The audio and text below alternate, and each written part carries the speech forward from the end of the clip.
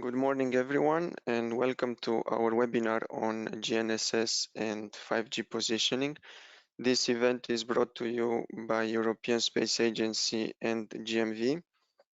My name is Florin Grec. I work as a GNSS navigation engineer at ESA, and I will be one of your hosts for today.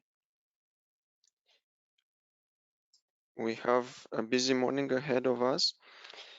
And the event of today is organized in two main sessions. In the first session, we will be looking at field measurement results and simulation results involving GNSS and 5G. While for the second session of this morning, we will looking into the future. We will look at PNT 2030 and we will discuss more about networks of 2030. And as you can see from the agenda, we will have representatives from the industry, from the research and academia, and also from space. Before moving further, I would like to spare just 1 minute to build common grounds with you, the audience, regarding 5G. So in response to the society demands, 5G is more than just mobile broadband at higher data rates.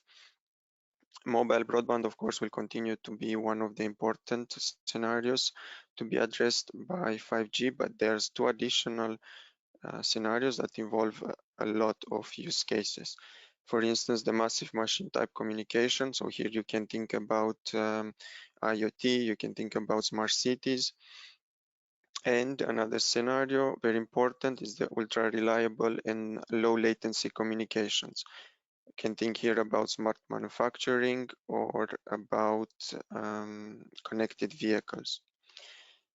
For 5G, positioning is an integral part of the system design and is expected actually to enable many of the use cases in the ultra reliable and low latency communication scenario, as well in the MMTC scenario.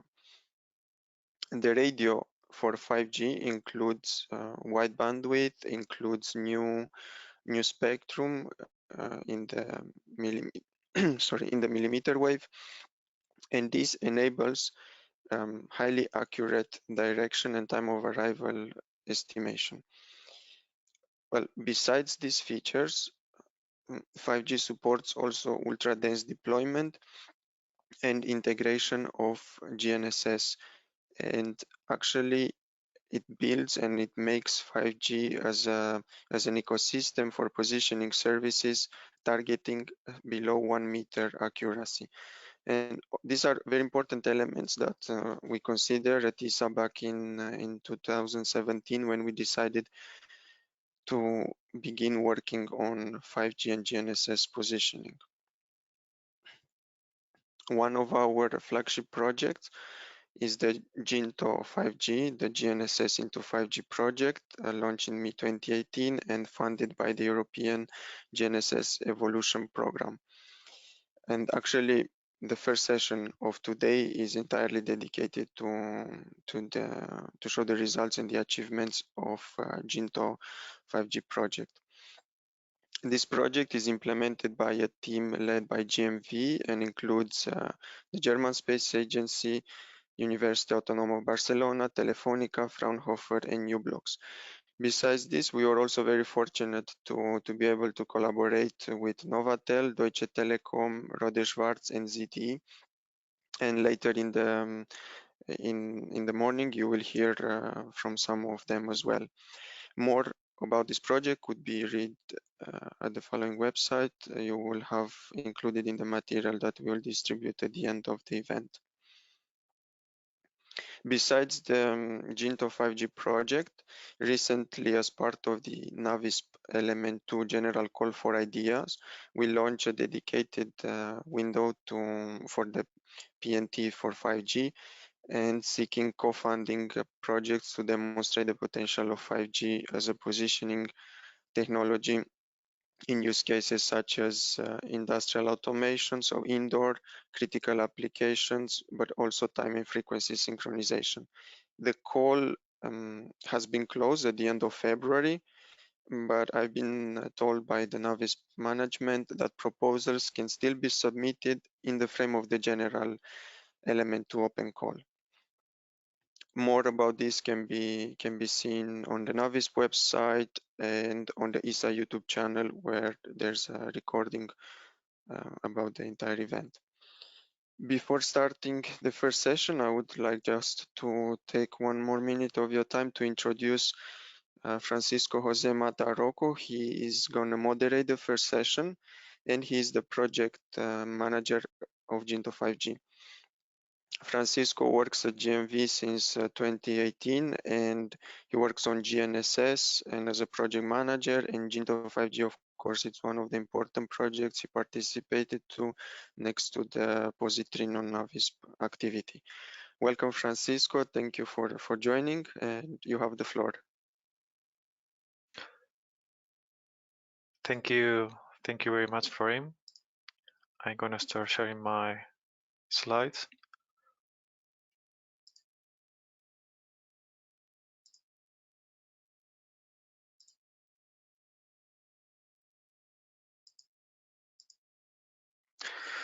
Okay, so what we're going to see here is a small summary of the work done in Jinto 5G project.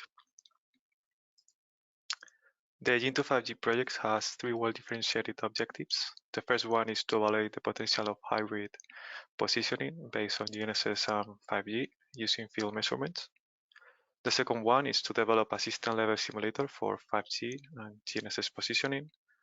And the third one is to support ESA in its participation to 3GPP standardization activities. As you can see by the arrows under the first and second objectives, we have two specific talks to explain deeper the work done in these areas. And hence my presentation will be focused on the experimental campaign. We have been involved in two different experimental campaigns. A first one with GNSS and LTE, and a second one with GNSS and 5G. We defined four different areas in order to characterize typical environments for each use case. These areas are open sky or rural area, which would correspond to the upper picture in the slide. Suburban or outskirts area, corresponding to the second picture in the slide. Urban canyons or deep urban areas, corresponding to the remaining picture at the bottom of the slide, and the transition between areas. You can see also by the name of the experimental campaigns that we divided the GNSS and LTE campaign into three: for the land vehicle use case, the UAV use case, and the IoT pedestrian use case. We have installed a wide range of receivers, IMUs, and correction services from IoT and low-end to high-end equipment. As a more visual experience, we have in this slide some pictures of the platforms used for carrying out these experiments. The first one with the two vehicles correspond to the GNSS and LTE land vehicle experiments carried out in Munich. Just below this picture, you can see the drone used during the GNSS and LTE experimental campaign, carried out also in Munich for the UAV's use case. At the bottom right side of the slide is presented a picture of the IoT box built for the IoT experimental campaign carried out in Madrid. And then the two remaining pictures correspond to the GNSS 5G experiments carried out in Nuremberg. With this wide range of devices, receivers, and scenarios, we intended to characterize the behavior of each system in each environment, having this way a powerful and structured input to introduce into the system-level simulator for 5G GNSS.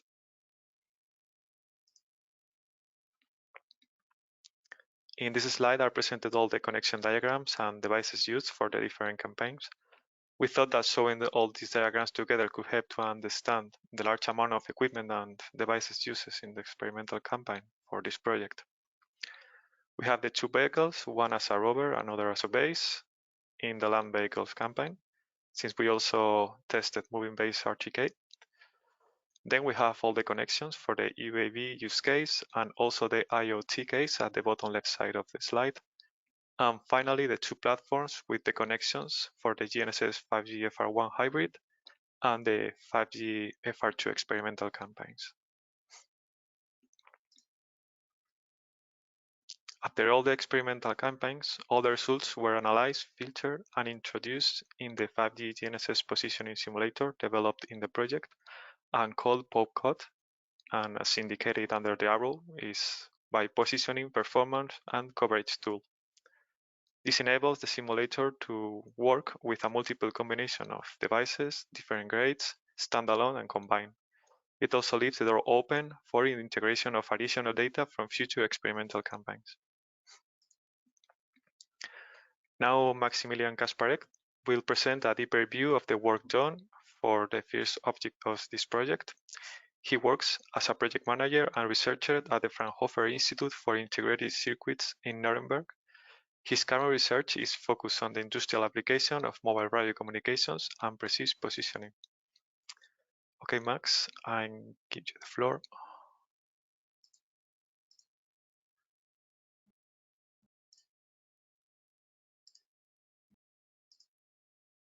So far, I cannot share, I think. Okay.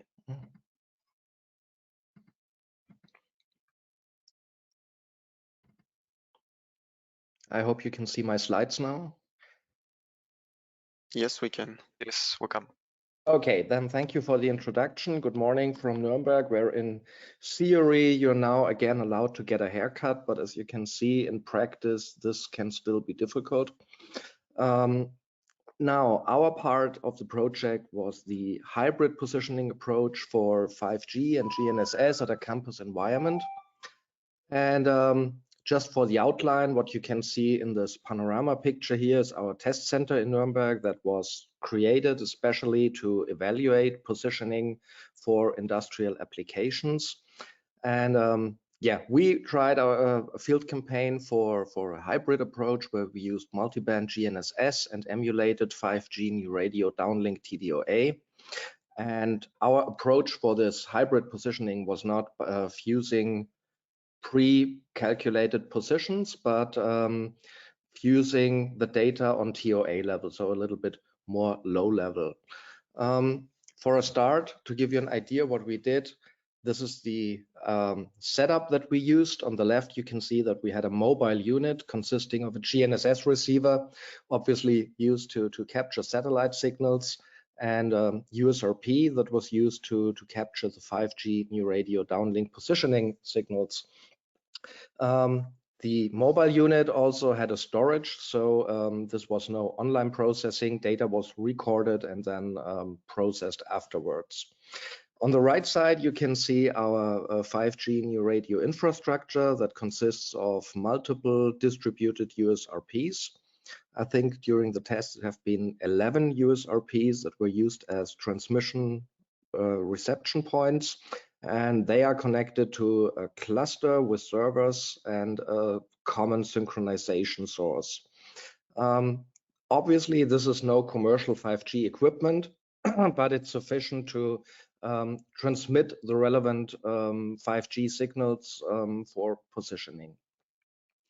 Now, here is a bird's view of our test center. These funny colored dots, they mark the antenna positions of our deployment. So the blue dots represent the antennas we have installed indoor, and the orange dots are the locations of the outdoor TRPs or outdoor TRP antennas. In total, we covered 3 areas during our field campaign. The first area was, the indoor area. Obviously, we could just do 5G new radio FR1 measurements here because it's a GNSS denied area. The second area was the loading zone. So this is covered by the outdoor TRPs. And in the south here in the shadows, you can see what we call the driveway. In the beginning, we thought it would be nice to not have these well-covered areas and also do some kind of evaluation about non-line of sight effects. Yeah, what we started calling non-line of sight driveway turned out to be the non-line of sight hell in the end, but nevertheless some interesting results that we get there, even if they are not pretty good. one word about the spectrum that we used. We used 3.7 to 3.8 gigahertz, the full 100 megahertz of bandwidth that you can use in 5G with frequency range 1. And what you perhaps don't know, this spectrum is in Germany reserved for local private 5G networks, for example, for industrial applications. So what we do here is something that people have in mind to operate at industrial campuses in the future. And I think we're pretty near to a realistic campus scenario here. For GNSS, we used GPS, Galileo, and GLONASS. And now I would like to go to the results, focusing on the loading zone measurements, because the loading zone allowed us hybrid positioning. Obviously, it's clear sky and has also 5G coverage.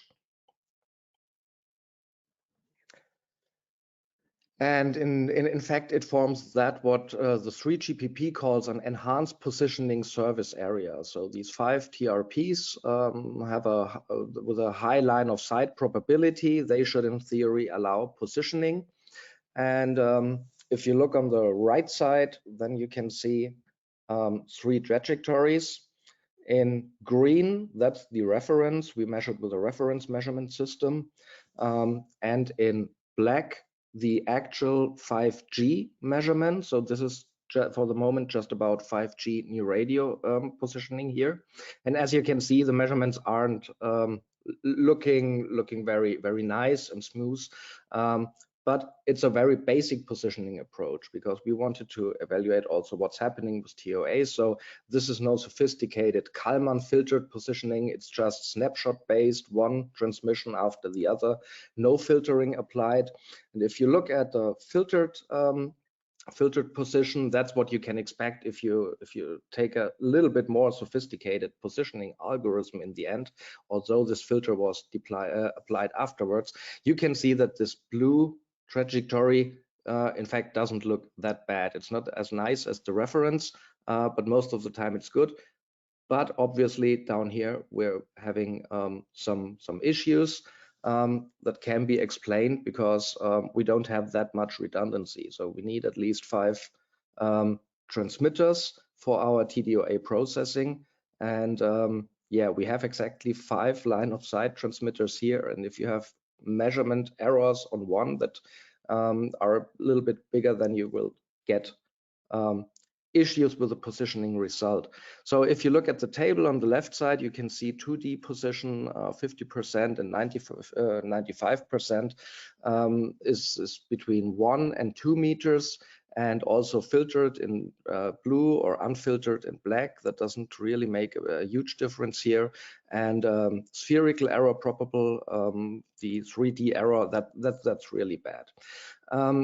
But also the 2D error of 1 meter is not what you would expect with 100 megahertz of bandwidth in a well-synchronized system. So what's the reason for that? We have a pretty good excuse. Corona, not because we were not able to do our jobs, but we had antenna deployment that we had to do ourselves. And what you see here is the delusion of precision analysis for these 5 line of sight outdoor antennas. And as you can see, we have error factors. So if you don't know it, delusion of precision, the result tells you what a TOA measurement error translates to a positioning error. And this is just a factor. And as you can see, where our trajectory lies in this case I just showed you, that's really horrible. So a measurement error for the TOA of 1 meter will translate to multiple meters here.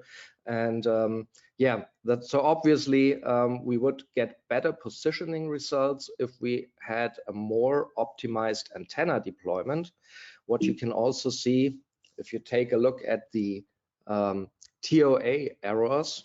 So here we can identify, I think, about 3 clusters. First of all, we have these line of sight TRPs, and they result in very accurate TOA measurements. So this is about 50%, significantly below 1 meter, and yeah, the majority stays below 1 meter.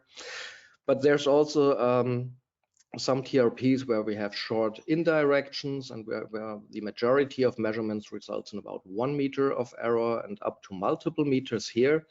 And then we also have indoor TRPs that are directed away from the loading zone. The signals will reach eventually the loading zone, but just after multiple reflections. Yeah, the TOA error here is significant. So how to deal with that heterogeneity, especially if you move from one area to the other where the quality of the certain TRPs will significantly change. So if you look at indoor, all these outdoor TRPs would have a significantly high error, and the high error TRPs would show low error. So we can think about two possible solutions. The first one would be distinguishing line of sight and non-line of sight measurements. But that's not that easy. You cannot simply use something like the SNR. We tried that, but even a high timing error measurement can still be a nice signal with low error and no interference, and will result in a high SNR. Another approach that some of my colleagues are working currently on is exploiting non-line of sight information for the positioning. But in both cases, I think further research will be required, and everything we did with high and precise positioning so far relied often on overdeterminacy. So we had a high number of low error TOA measurements, and then it's much easier to filter out the errors. But if the errors are in the majority, then it becomes complex. So this was for FR1. What happens if we put it together with GNSS? And the good news is the approach works in general. So if you fuse pseudo ranges, then you can do positioning. But if you look at the trajectories on the right side, we have in black the reference, in green 5G new radio, and GNSS and hybrid are very similar in red and blue. So what's the challenge here? First of all, we have a very low number of 5G new radio TRPs compared to the number of GNSS satellites. So that's an issue. And what you can do here is weighting. So if we increase the weight of the 5G TOAs for the positioning, then you can see that the hybrid trajectory is getting better and it's becoming similar to the 5G new radio trajectory. But just increasing the weight is not a straightforward approach, because I told you there was this driveway where we had real non-line of sight issues, and in fact GNSS was significantly better than 5G in that driveway area. So we have GNSS denied and 5G denied areas, and what we in fact need is an approach that dynamically weights GNSS and 5G in this case. Or at least is location aware. So this is something that we are still working on. I'm pretty sure we won't find an optimal solution in that case. So what we're currently looking on during the last weeks of the project is the statistical distribution and the statistics of contribution for certain satellites, for certain TRPs. This is perhaps just a little bit more different. The CDF of the error for, in yellow, 5G FR1, in blue GNSS, and in red the hybrid approach. And as you can see from this trajectories, I wouldn't say that yeah, GNSS benefits from bringing it together with 5G, but here you can see that there are in fact certain measurements where the where the 5G FR1 TOAs clearly result in a better result, clearly result in a lower error than the hybrid measurement. And by increasing the weight and finding a intelligent way to dynamically weight the TOAs, it would be our goal would be to get this hybrid curve far more to the left near the 5G FR1, and for other measurements where GNSS is better, benefit from the higher GNSS accuracy at the same time.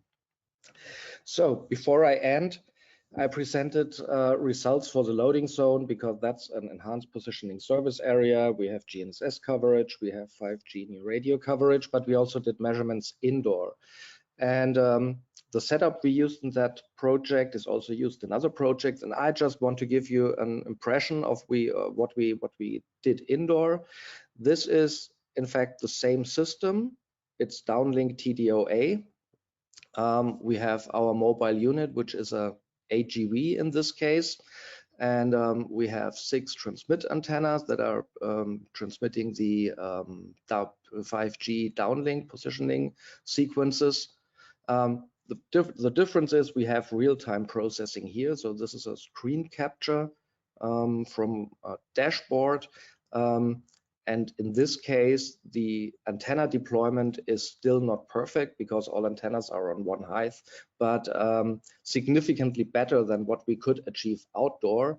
And if you look at the position down here, that's just X and Y component of the position. If you evaluate that and compare it with a reference measurement, you can see that in a scenario where you're in the center of your area, you have distributed the antennas all around you, delusion of precision is more beneficial.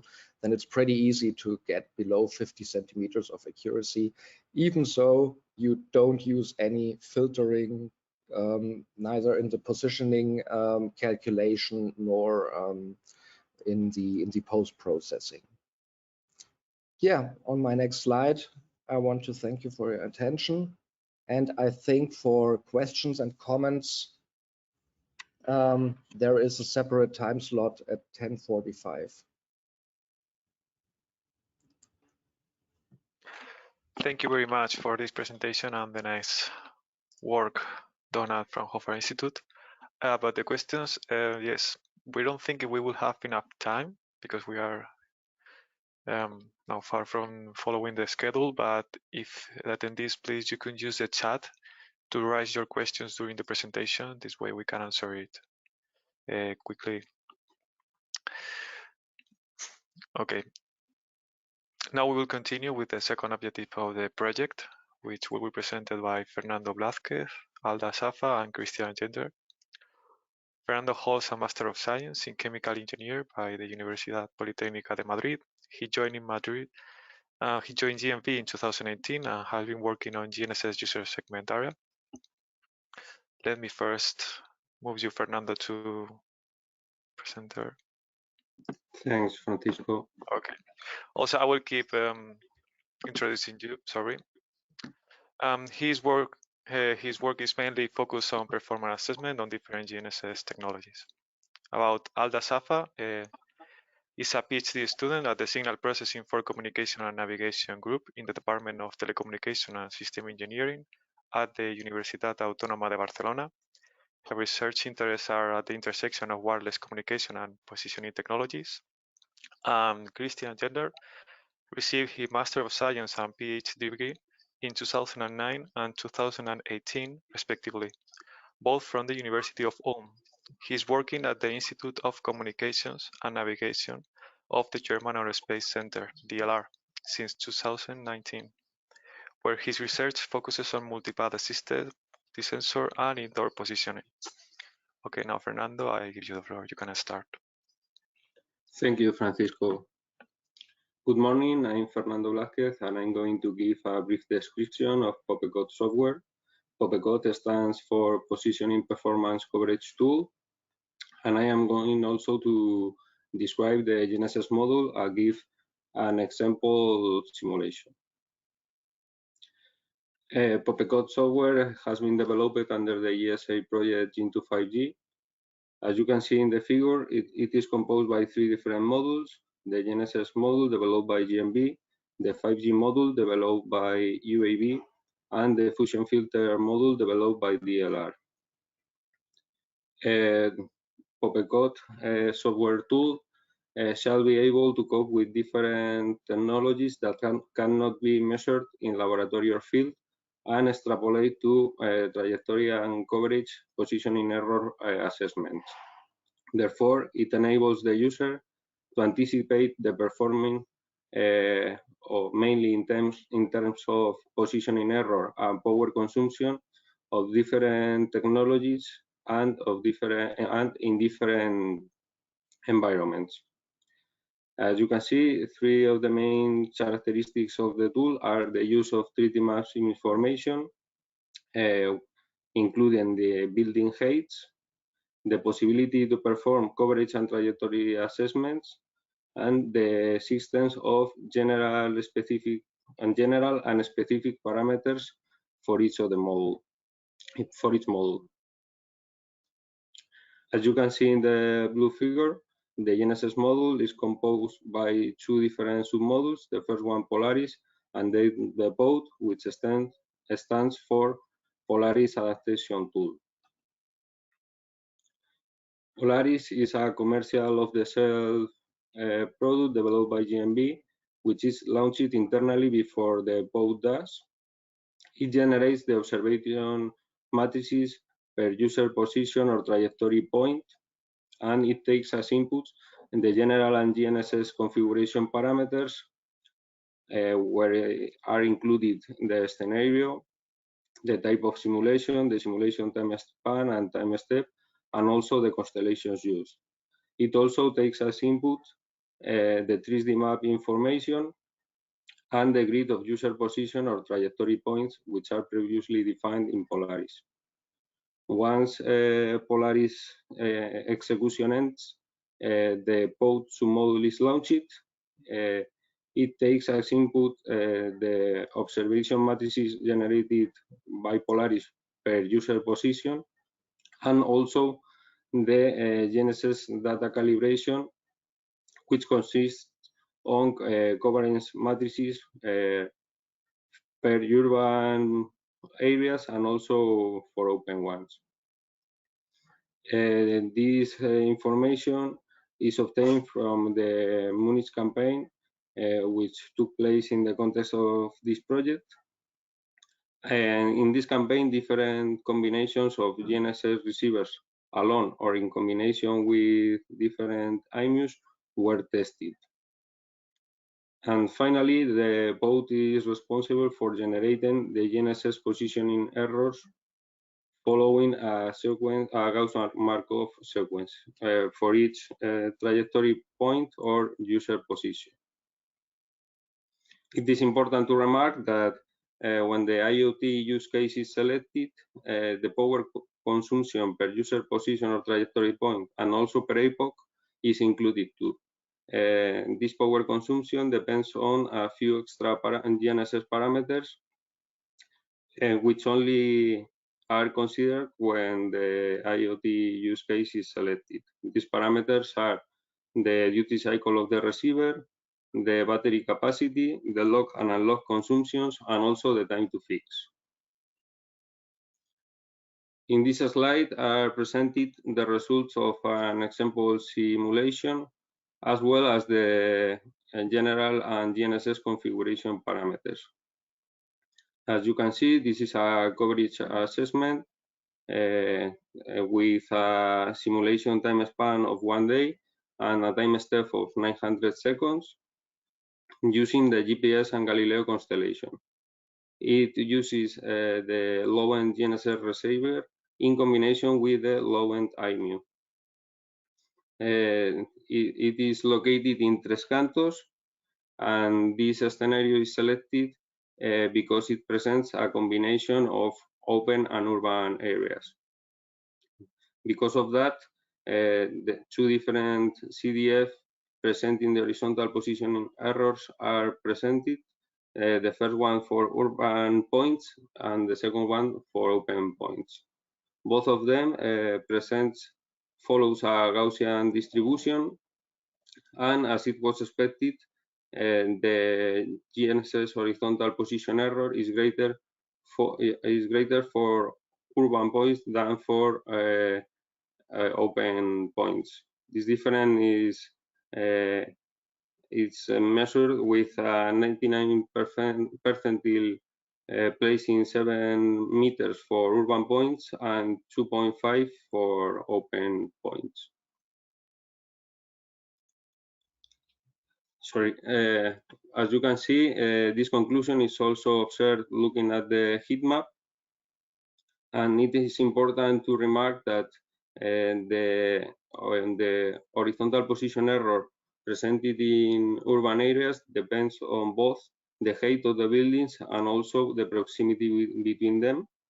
The higher amount of buildings and the closer they are between them entails a greater horizontal position error. As you can see in the map, the areas with a higher amount of buildings are also the ones with a greater horizontal position error. And finally, 3 different simulations has been done in order to see the power consumption of the IoT GNSS receiver. As you can see, the log consumption is lower than the unlock consumption for all the simulations, and the only parameter different between them is the number of constellations used, remaining the rest of the parameters with the same value. As you can see, a lower number of constellations entails a lower number of available satellites, and therefore, taking into account that the unlock consumption is greater than the log one, there are more areas with a higher power consumption than when a lower number of constellation is used. It is important to remark also that the areas with the highest power consumption are the same ones that were presented in the previous heat map with highest horizontal position error. Now, Alda is going to continue explaining the 5G module.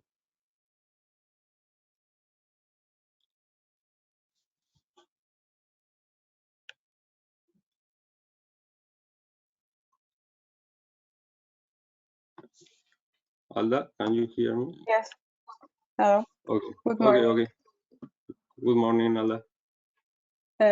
Well, as Fernando explained, part of this simulator tool is the 5G one that I'm going to present today, which is composed by 4 main blocks: the system level simulation that determine the link budget, the loss propagation conditions, and the power consumption levels. Once these parameters are determined, we go to the physical layer simulation, where the Rangel errors are modeled using the 3GPP channel models according to the standard. Once the ranking errors are computed, we can now go to the ranking observables that are generated by considering the 5G and the 4G ranking error models that were computed previously. Once we have the ranking observables, then we can compute the position solution for the 3GPP positioning techniques. Taking into account also the type of scenario that can be trajectory or coverage, and the configuration files with all the parameter inputs that we will explain later on. To the next slide, we can see more insights on what is inside these building blocks. In the simulation level, you can see all the main blocks where you can first generate the deployment of base stations. We have to remind that there are 2 possibilities in this simulator. You can rather put predefined positioning of the base stations, or you can simulate the base station according to the distance based on the user equipment that are pre-put in a recorded file. You define the network models. Here we take into account the network inaccuracies that are related to the synchronization errors of the network, determine the loss conditions, and compute date billing budget. Then we skip to the physical layer, where the 4G and 5G physical layer observation are simulated really, according to the signal, type of signal that can be the downlink one, or the uplink one that are dedicated to the positioning. For the downlink, we have the PRS signal, and for the uplink, we have the CRS signal. Once we generate these signals, we can compute the time delay estimator as the maximum peak of correlation between the received signal and the pilots within a correlation range.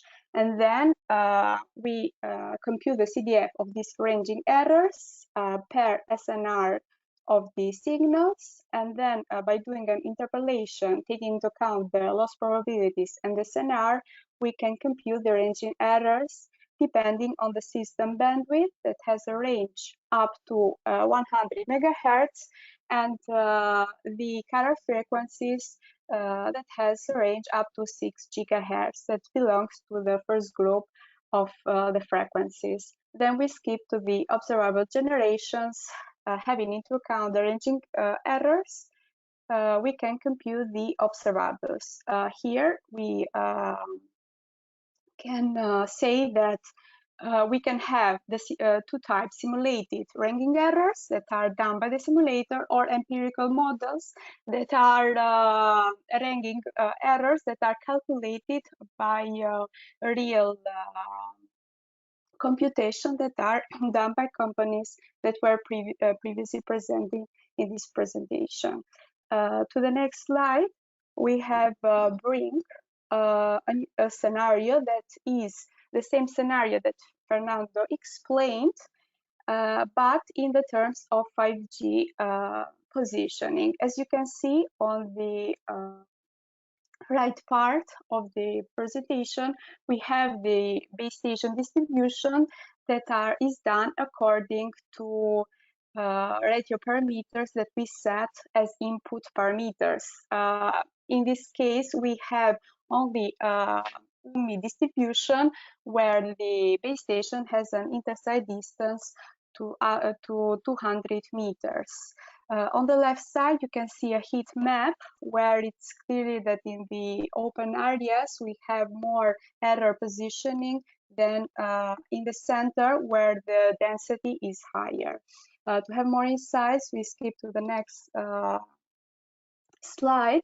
Then we have here the positioning results according to the three GPP position techniques, that is the OTDA, RTT, and UTDA, when in conditions of perfect synchronization network, we see that RTT performance is between the OTDA and UTDA. But if we put some synchronization error to the network, to the next results, we can see that RTTT performs better than OTDA that was before.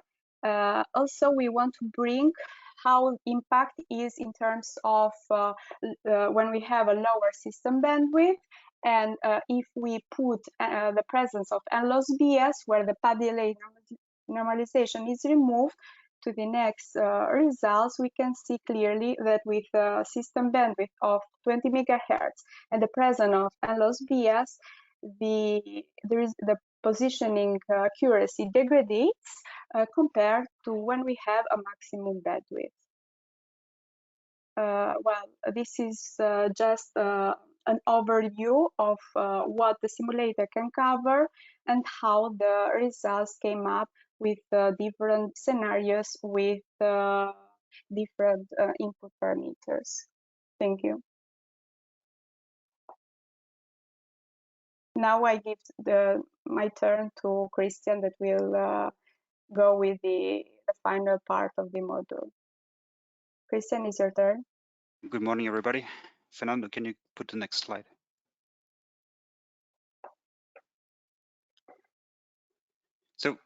as Fernando and Alda already mentioned, is the tool, the PopeCut tool, and what DLR was doing is we did from the different modules, we did the fusion. That means we took the measurements from the GNSS module and from the 5G module and fused it together to get a position estimate. Next slide, please. What we got is we got from GMV, that means from GNSS PopeCut pod estimate, we get the position estimate. That means this could be also using an IMU and RTK. And from the side of the 5G module, we got the position estimate. We could get a TDA estimate or this RTT estimate. And with this kind of measurements, we had the possibility to fuse them in different kind of ways in order to get a position estimate. Next slide, please. So how does it look like? I put it in a little bit graphic how we did this. And first, what we did is on the left side, you see that we did a position fusion. In the middle, you see the position TDA fusion. That means we take the position from the GNSS module and the TDA from the 5G module and fuse it together. And on the right side, you see the fusion of the position of the GNSS module with the RTT measurement from the 5G module. And in principle, in the first row, you see when everything is right accurate, we can get really good position estimate out of it. So for example, on the left side with the position fusion, we see this both circles, the gray circle should indicate the GNSS position estimate and the blue circle, the 5G estimate. And if they're really looking are close and having low variance, we can get a good position estimate out of it. Similar if you have the TDA, which is the hyperbolas, what you see there from between the different base stations. And if they're intersecting and we get in the same range their GNSS estimate, we can get a really accurate position estimate. And on the right side as well, the RTT fusion, which means RTT means it's the line or the direct path. That means it's the distance measurement between the base station and the mobile user, and that means the position would lie on a circle. And if you fuse this together with the GNSS estimate, and if they're intersecting, we could get a good position estimate. But the reality actually looks most of the time really different. So what we have is that we have the GNSS estimate is most of the time really good, or if you're going to urban scenario, it's not that good anymore. And also with the 5G estimate, it depends on the kind of environment what is used. And so you see in the lower part how it in reality would look like. That means we have in the left side that maybe even the estimates of the position are really far from each other, and if we still have to fuse them together to obtain a good estimate, and it means we have to weight them accordingly to perform good. In the middle, you see it, for example, with the TDA, where TDAs are really far from each other. We have no intersection, and also the GNSS estimate is not close to it. And on the right as well with the circle and the GNSS estimate. What I indicated here by this symbol from Google, it means that this is the position estimate what we get at the end. Please, next slide. So what we had to do is we had to fuse it, and there are different kind of ways how to fuse the different position estimate, and we concentrate on two different engines.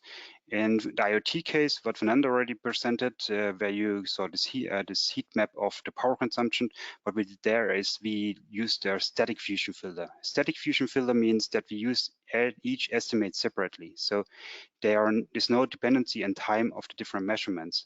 And we used here a least square algorithm. You see here on the left, for example, if we are moving through an area, then each of the measurement or estimate is independent from the other. In case of what we also looked in is this heat map, where we had looked on different points.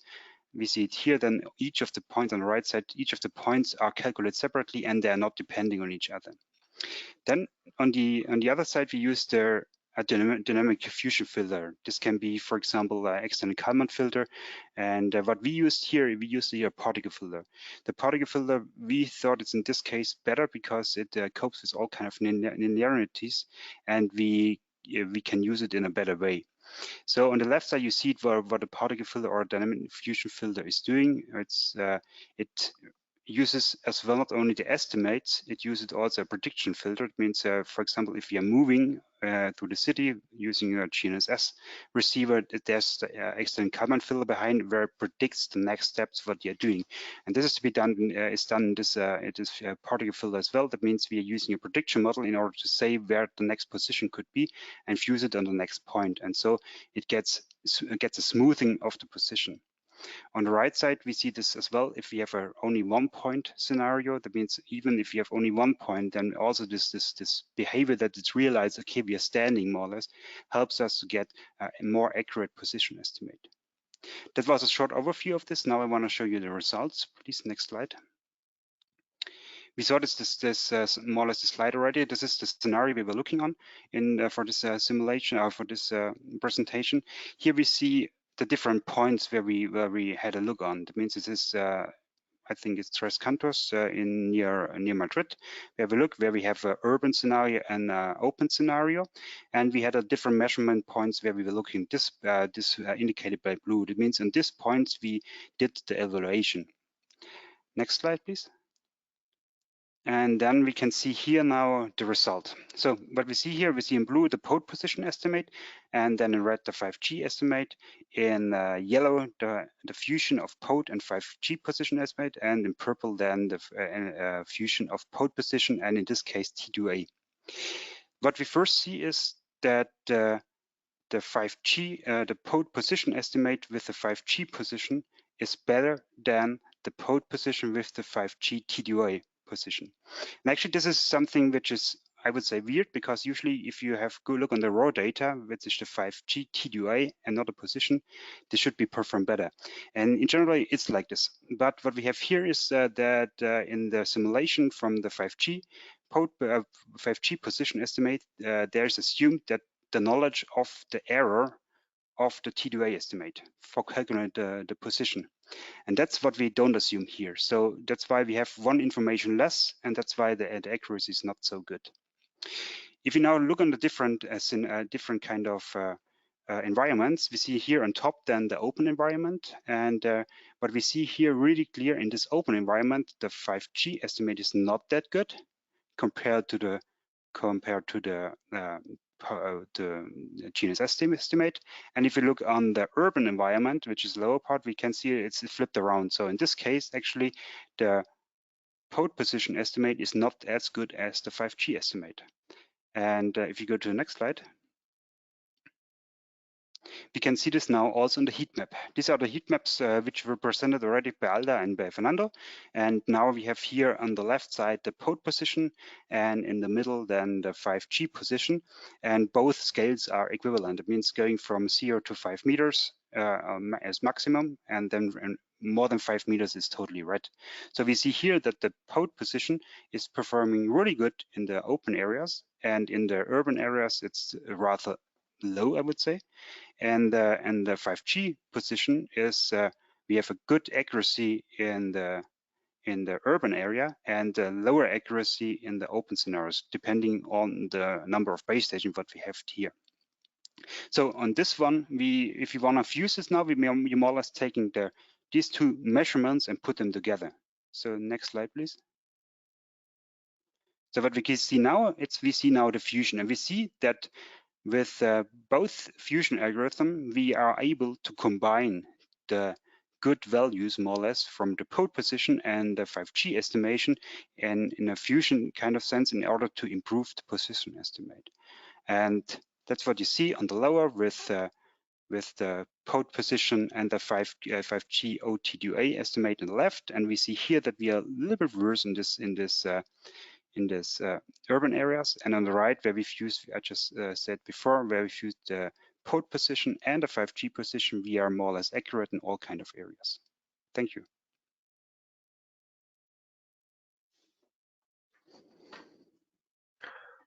Okay, thank you very much, Fernando, Alda, and Christian, for showing us all the nice work developed in this part of the project. I'm gonna share now. Okay. So Daniel is the next panelist. He's a software developer at Broadsworth, and he has been working for 3 years in location-based services department. Among other projects, he developed the first prototype for an RTK positioning simulator. We're very, please, I will encourage you to go a bit faster because we will need to have like at least 5 minutes of question and answer, and also the next presentation. Let's try to recover the time. So, okay, Daniel, I give you the floor. Thank you very much. Thank you as well. Good morning from Munich, and thanks a lot for having us. Okay, so let me jump right into it. When we talk about traditional GNSS positioning, we talk about accuracy in the range of meters. Without going into details, by utilizing correction data streams, it is possible to achieve centimeter level accuracy. One of these techniques is called RTK, which is short for real-time kinematics, and that is what we built, or what I developed with my team, a prototype for a simulator to simulate an RTK environment to test RTK receivers. But first, let's answer the question how such correction data arrives at an RTK simulator. There are several possibilities thinkable. One way would be to broadcast via a satellite signal. Another way would be to utilize system information blocks in the 5G protocol. Or finally, which I think would be the most flexible and straightforward option, is to just use top IP communication channels using LTE and 5G networks. Since the technology has been around for quite a while already, there's a variety of existing standards to choose from. Specifically, I want to point out here that in 3GPP's specification for LPP and SAPL, message formats for GNSS correction data are already defined. That way, 4G and 5G networks could easily be used to broadcast correction information even today.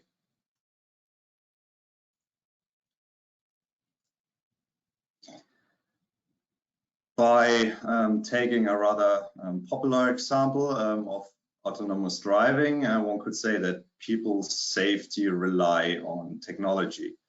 That inherently means that testing is vitally important. Specifically for high accuracy positioning, it's therefore crucial to test receiver protocol compliance, receiver performance and integrity, as well as antenna performance.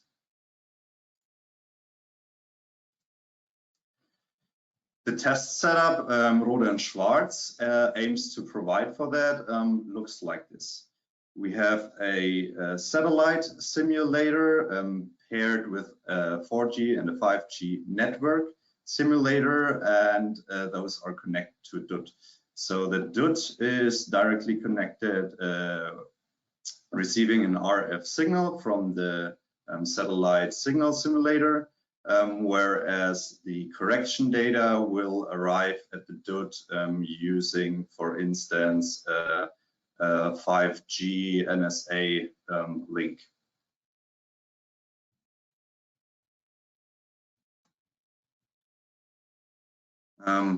We prepared a quick video of the demo that's rather fresh from the oven. A colleague of mine recorded it yesterday. We'll see here the satellite simulator that also provides an RTK correction stream, and then we will look how the receiver behaves. So this is a remote view of the satellite simulator. We switch on the simulation. Here we enable the RTK correction stream, and Tripcast is being started. And the simulation environment should already be set up. We use a u-blox receiver here. We set it up to listen to a certain correction data endpoint. which is an Entrep endpoint. And here we go and observe the signal information that we receive here. So on the right side, you can see the receiver already sees a few satellites. It is using pseudo ranges at this point. It's in total 6 satellites which are being simulated. It's a multi-frequency scenario using L1, L2. And on the very right, you can see in green there is a float solution already available. The receiver is using pseudo ranges as well as carrier phase measurements at this point. An integer ambiguity fix has not been found so far. It's still converging towards one, but at this point we're still at a float fix, as you can see.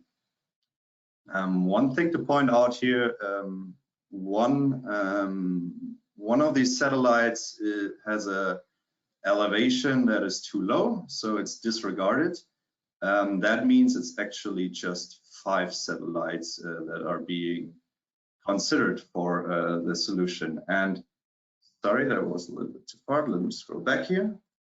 At this point, we jump from a float. Stop it for a second. From a float fix, which has an accuracy of about 3D nearly 5 meters, 2D 2.17 meters, and the solution converges to an integer fix. Great, I restarted it. At about this point, let's see. Here we have a fix. You see it on the right, 3D differential GNSS fixed.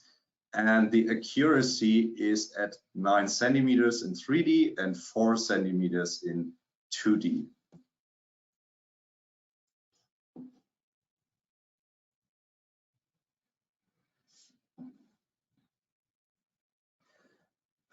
Here we can see the simulator working with a different receiver software. This is RTK-lib, which is open source.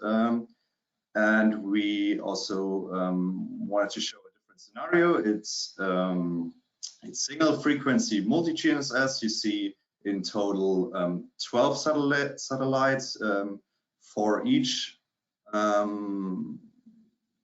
4 satellites from GPS, for Galileo, and for BeiDou, also resulting in a solution fix or in an integer ambiguity fix, which you can see on the left here.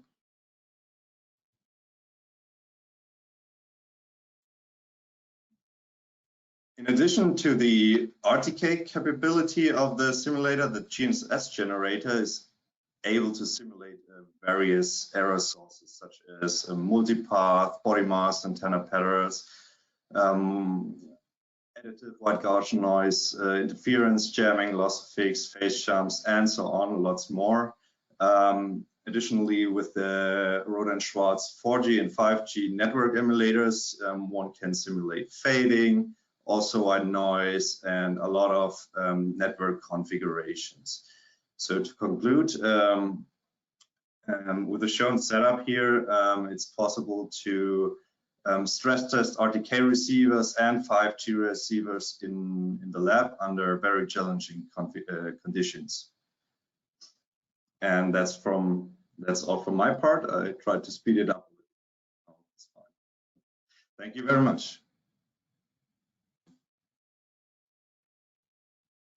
Thank you. Thank you very much, Daniel, for such a nice and interactive presentation. This is the end of the workshop session 1. We will have now the coffee break until 11.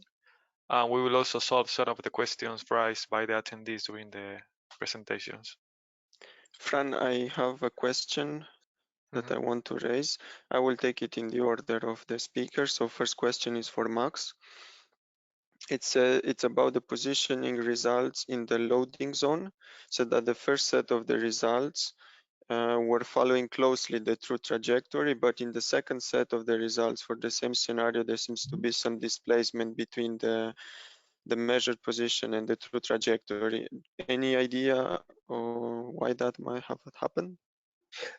So the positioning calculation was a little bit different for the 5G alone and the hybrid measurement. For the hybrid measurement, we did some weighting for the TOAs that didn't always go well, and also different reference TRPs were used. That was a little bit unlucky, but if you have just 5 TRPs, you have to choose one as reference for your TDOA, and depending on the TOA quality of this one TRP, everything might be a little bit different.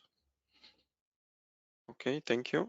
Fran, I think we have more questions, right? Yes, I have one question for Alda. In urban results with 5G, I understand these results are obtained with a simulator. Is the assumed network of 5G base stations representative or real deployment? Well, in the simulation that we presented today are simulated base station, are not predefined base station deployment.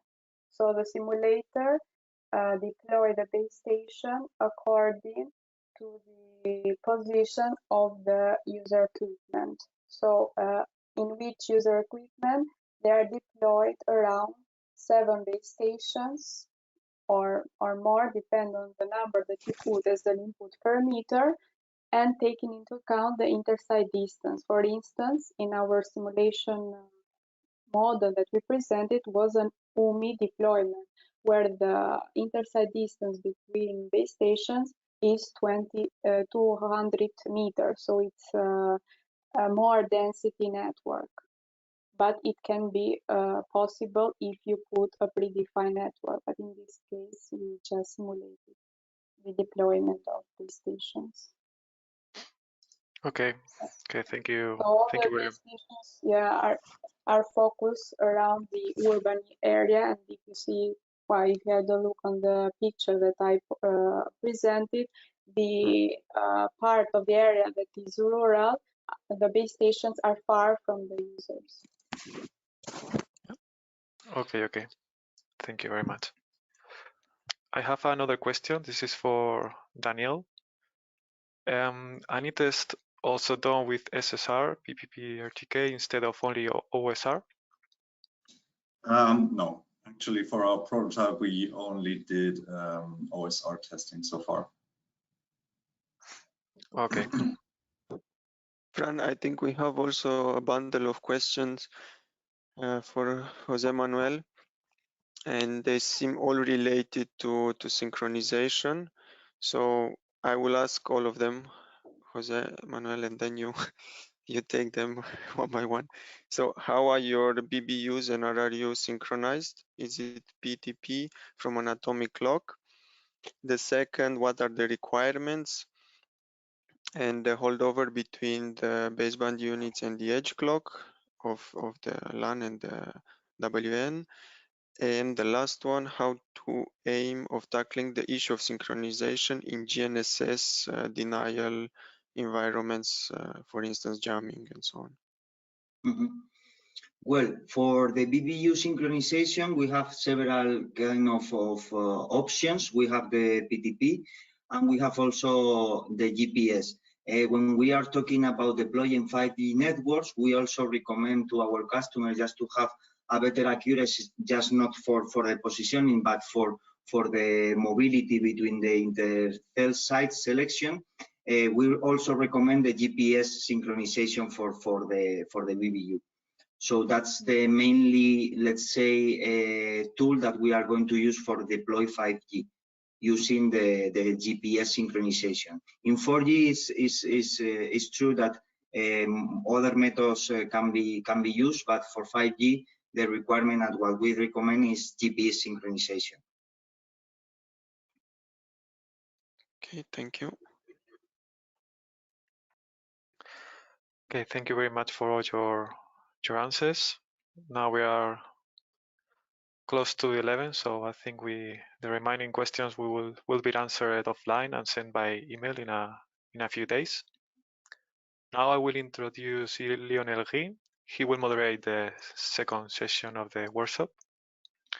He is head of the Navigation, Radio Navigation Systems and Techniques section in the Directorate of Technology, Engineering and Quality of ESA, the European Space Agency.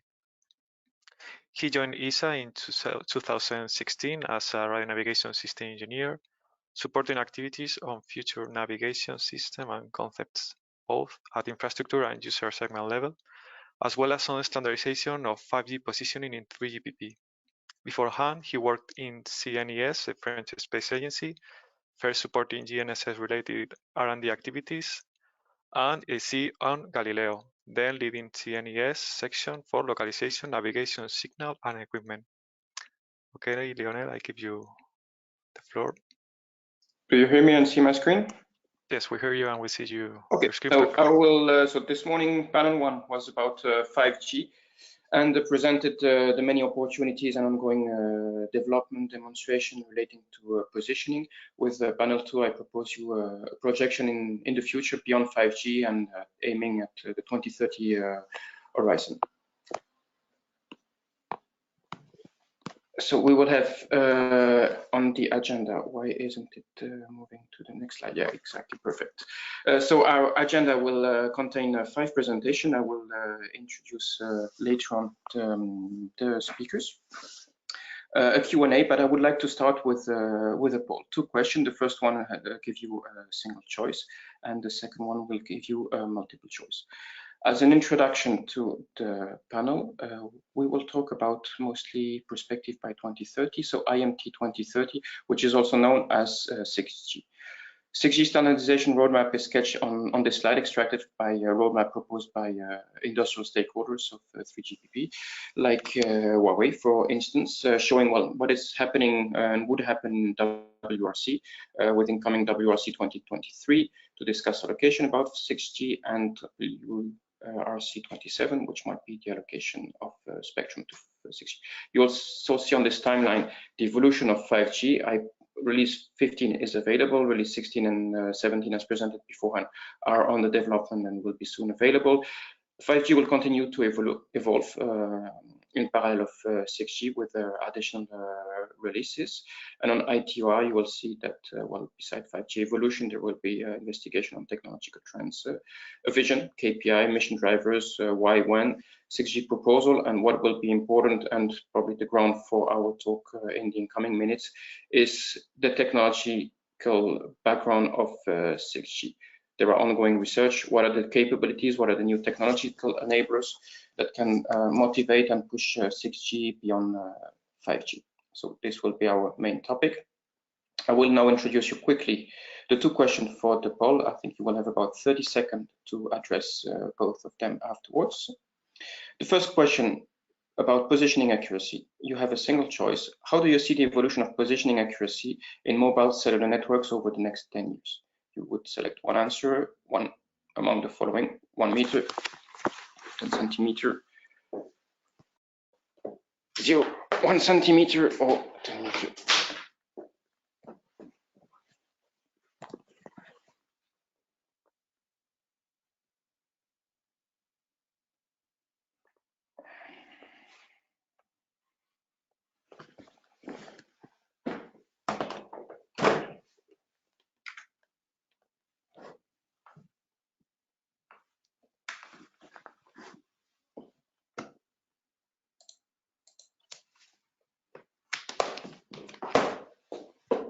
So, and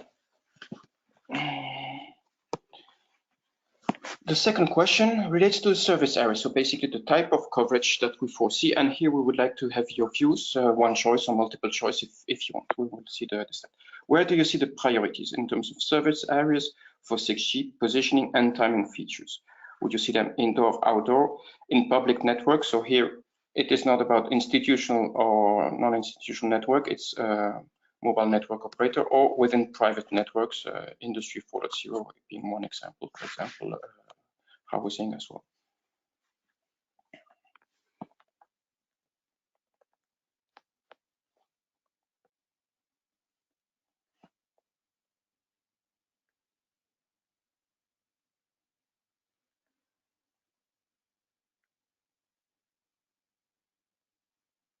We have about 45% of the votes, and I think we can wait a bit more, couple more seconds before we close the second poll.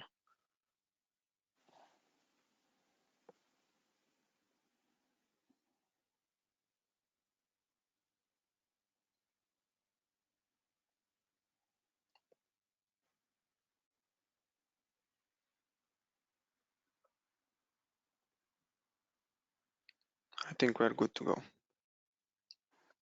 Okay, thank you all.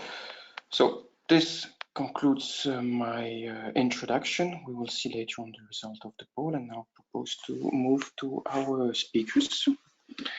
So our first speaker for this panel too is Juan Gremio, Product Engineer Master and in the telematic automotive sector in Ficosa. He holds a PhD in telecommunication by the Universitat Autónoma de Barcelona, UAB. Juan has been working more than 6 years in Ficosa as Product Engineer Master, working in the development of new telematics and high accuracy positioning products for automotive market. As product engineer, he is involved in the development of new products with the latest technology, including V2X, 5G, high accuracy chipsets. He also works as associate professor in the University of UAB. Juan, the floor is yours. Hello, good morning everybody. Good morning from Barcelona. I hope that you can hear me and see the screen that I am sharing. Perfectly. Okay, perfect. As he mentions, I work in Ficosa. It is a company from the automotive market. Okay, and the idea of today it is make a quick overview of which is, let me say, the application of the 5G, 6G communication systems and also the GNSS positioning systems in the automotive market and how we see the future. Okay, as I said, I work in Ficosa. Ficosa, it is an automotive tier one. Tier one, it is a supplier of components for the main car manufacturers. Okay, we are located in Barcelona. It was a company started in 1949. More focused in the mechanical parts like cables, mirrors, and these things. But in the last years, it has evolved to introduce also an important technological products in the portfolio. Here you can see, let me say, the different business units of the company. Initially, we started, as I mentioned, in the rear view systems and command and control. Okay, but recently, during the last 15, 20 years, they have introduced a new, more technological business area that I think that are key components for, let me say, the vehicle of the future and for the autonomous driving. You can see that we have mobility components, ADAS, cameras components, and also the business unit for where I come from, that it is advanced communications. Okay, in this business unit, we work in all the systems related to communications, 4G, 5G, and also to positioning. As I mentioned, one of the questions that I want to try to answer it is which is our vision of the vehicle of the future. I mean, if somebody asks me, what do you think that it will be the vehicle of the future? I think that it can be summarized in 3 main words. The first one, it is connected. I think that connectivity will be one of the key components of the vehicle of the future. And it is something that today it is already going inside the market. Now we already have telematic control units in most of the vehicles. Now for the emergency call and some basic services, but let me say, I think that it is something that is growing up with more multimedia services, infotainment, entertainment, and all these things in the vehicle.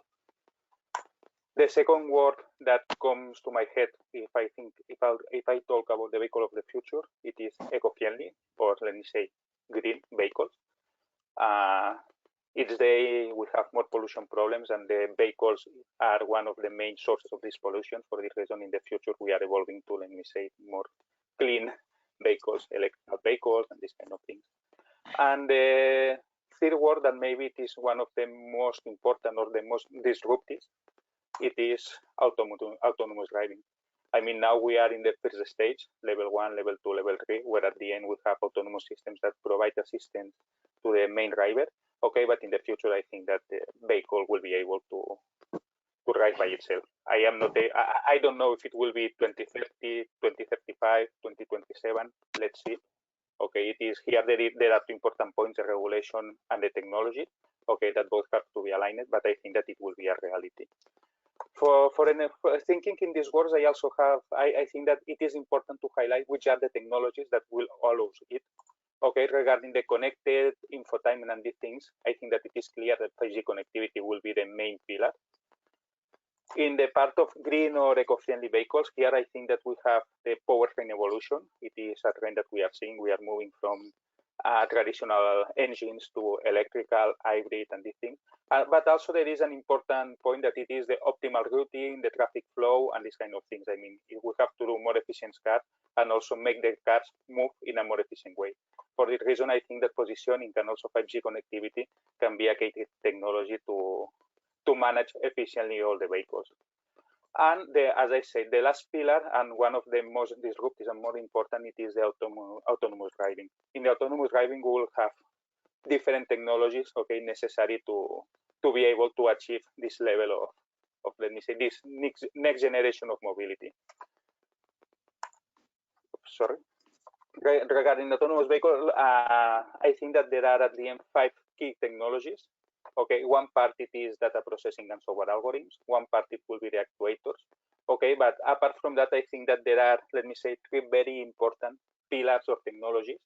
Okay, that will make this evolution possible. When you think about autonomous driving, maybe everybody is thinking about ADAS, cameras, and radar. Okay, this is a very important part. Okay, but it is not everything. With cameras, ADAS, and radar, you can know what is happening very close to the vehicle. You can know what is happening at 50 or 100 meters from the vehicle, but you don't have any other information. For this reason, I think that these 2 technologies, additional technologies, positioning system and connectivity, 5G, are also key players to be able to achieve the autonomous driving. And they are related with this talk and the project. I mean, positioning it is a key pillar. It is clear. High accuracy positioning. I mean, to make autonomous driving, we have to need the position of the vehicle, know what it is, and with very high accuracy levels. I mean, we have to know if we are going in a highway, if we are in the middle lane, in the right lane, or in the left lane. Okay, to take the decision. Therefore, high accuracy positioning systems are one of the key components, especially in outdoors environment with GNSS and these things. And I think that also we'll see an explosion of positioning systems for indoor environment, for parkings and these kinds of scenarios. We will also need a positioning solution. And the second technology that it is also very important, it is the connectivity. 5G, here we are not thinking only on the cellular connectivity, we are also talking about the direct connectivity between vehicle to vehicle. Okay, with car-to-car communications or V2X, cellular V2X technology. That it is a technology that at the end allows that the different vehicles talk between them. This is very important because with the ADAS we can know what is happening very close to the vehicle. But with the connectivity between the different vehicles, we can know what is happening farther away. I mean, for instance, if one vehicle detects dangerous in a highway, they can say to all the other vehicles that are coming behind them, be careful that 1 kilometer here there is a danger. Okay, for the reason I think that this connectivity gives an enhanced range, okay, of the perception systems. And apart from that, they also can allow cooperative driving. Okay, let me say intersections, overtakings, and these things. Let me say that the vehicles can coordinate to do it in a better way. As I say, the idea was just to show an overview of what we think that it will be the vehicle of the future and the technologies that will follow them. If you have any question, don't hesitate to ask me.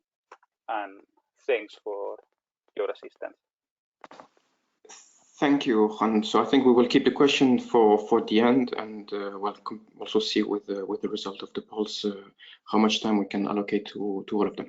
Thank you very much. So we'll now pass the ball to our next speaker from GMV, Enrico Dominguez Tijero, who works as a GNSS and multi-sensor navigation expert in GMV and holds a Master of Science degree in Telecommunication Engineering and a Master in Space Technology. He joined GMV in 2000, first working in development of EGNOS and Galileo, and since 2009 in GNSS software receiver, multi-sensor fusion, integrity algorithm, localization system for autonomous vehicle, and also 5G position. Enrique, the floor is yours.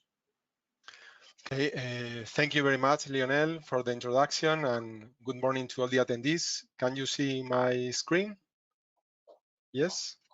Yes. Okay, Then now it's my turn to guide you through this short journey into the future, in particular about positioning, integrity, and cybersecurity.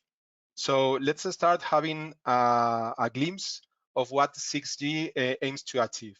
Okay, 6G vision is to connect human, physical, and digital worlds with a fabric of 6G key enablers. Among these enablers, there is trustworthiness. Okay, so trustworthiness is a key enabler which characteristics that are security, privacy, availability, resilience, and compliance with ethical frameworks will become fundamental requirements for the network design towards 2030. Okay, so this is going to I don't know how. Okay. So as I mentioned, trustworthiness is key in 6G. Okay, we will in 6G in the future, mobile network and its enabled applications will need to build trust among consumers and enterprises. Okay, 6G will need to ensure confidentiality and integrity of communications, data privacy, and operational resilience and security. This will translate into the promotion of security, privacy, and trust into all 6G aspects. Taking into a look into the 6G requirements, we see that 6G aims to achieve high precision positioning in the order of centimeters. And when we apply these secure, private, and safe, resilient concepts to high precision positioning, we find out that we get to the conclusion that position integrity becomes essential. So position integrity, what we understand about the position integrity or the position integrity concept was first introduced and developed in the civilian aviation field. And it has been adopted in other fields where it is also very important to know whether an information is reliable or not. For example, safety critical applications, liability critical applications. The position integrity concept is based on three key aspects. The first one is the measure of the trust. The measure of the trust that we can place in the correctness of the position information that the system provides us. Okay, for example, given a navigation system providing the same position in two cases, it's not the same if in the first case, one is informed to be within a 90% probability within a 2-meter circle radius centered in the estimated position, and in the second case, within a 100-meter radius circle. Of course, it's clear that along with the position information, it's also very useful and important to provide a measure of the trust that we have on this position. Also, the position integrity concept includes the ability of the system to provide timely warnings to the users.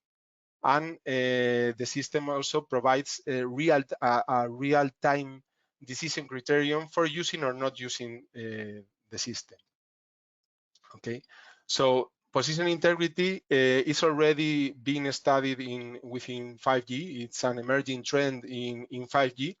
And there's a study item dealing with integrity in release 17, currently ongoing. And the study focuses on GNSS positioning and has introduced the positioning integrity concept in 3GPP, and is considering a comprehensive list of events with the capability of impacting on the positioning estimation. Events related with the generation and transmission of GNSS assistance data, and GNSS fear events regarding satellite, atmospheric, and also multipath and interference and spoofing events, and also events that may impact on the user equipment and the network location server. This study has a limitation regarding GNSS positioning, but in future releases is expected to continue with the integrity of the 5G RAD positioning, the 5G positioning techniques. And to conclude, let's get out the crystal ball and dig a little deeper into the possible synergies between position information and security and privacy in 6G.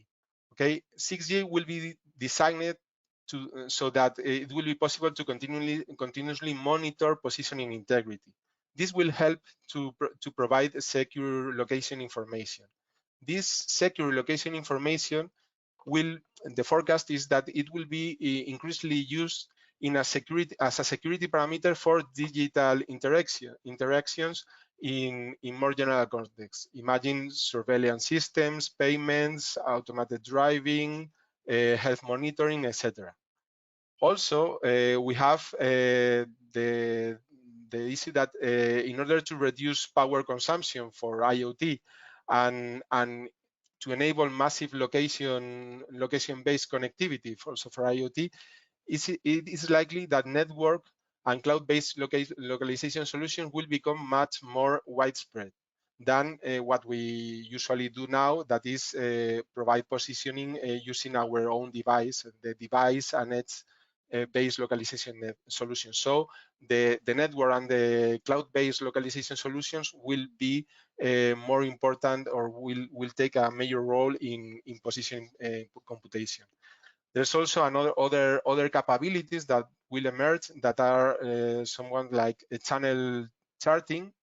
This consists on applying machine learning to channel state information, generating a pseudo map where the location of the different users or more user CSI can be tracked consistently across the users and over time.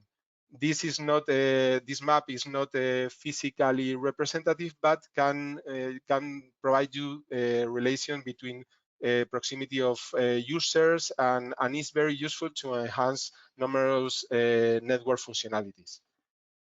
Okay, so with our position information being handled by network and cloud service providers, as well as by location-based service providers, we have a privacy issue that can only be overcome if the service providers can be trusted.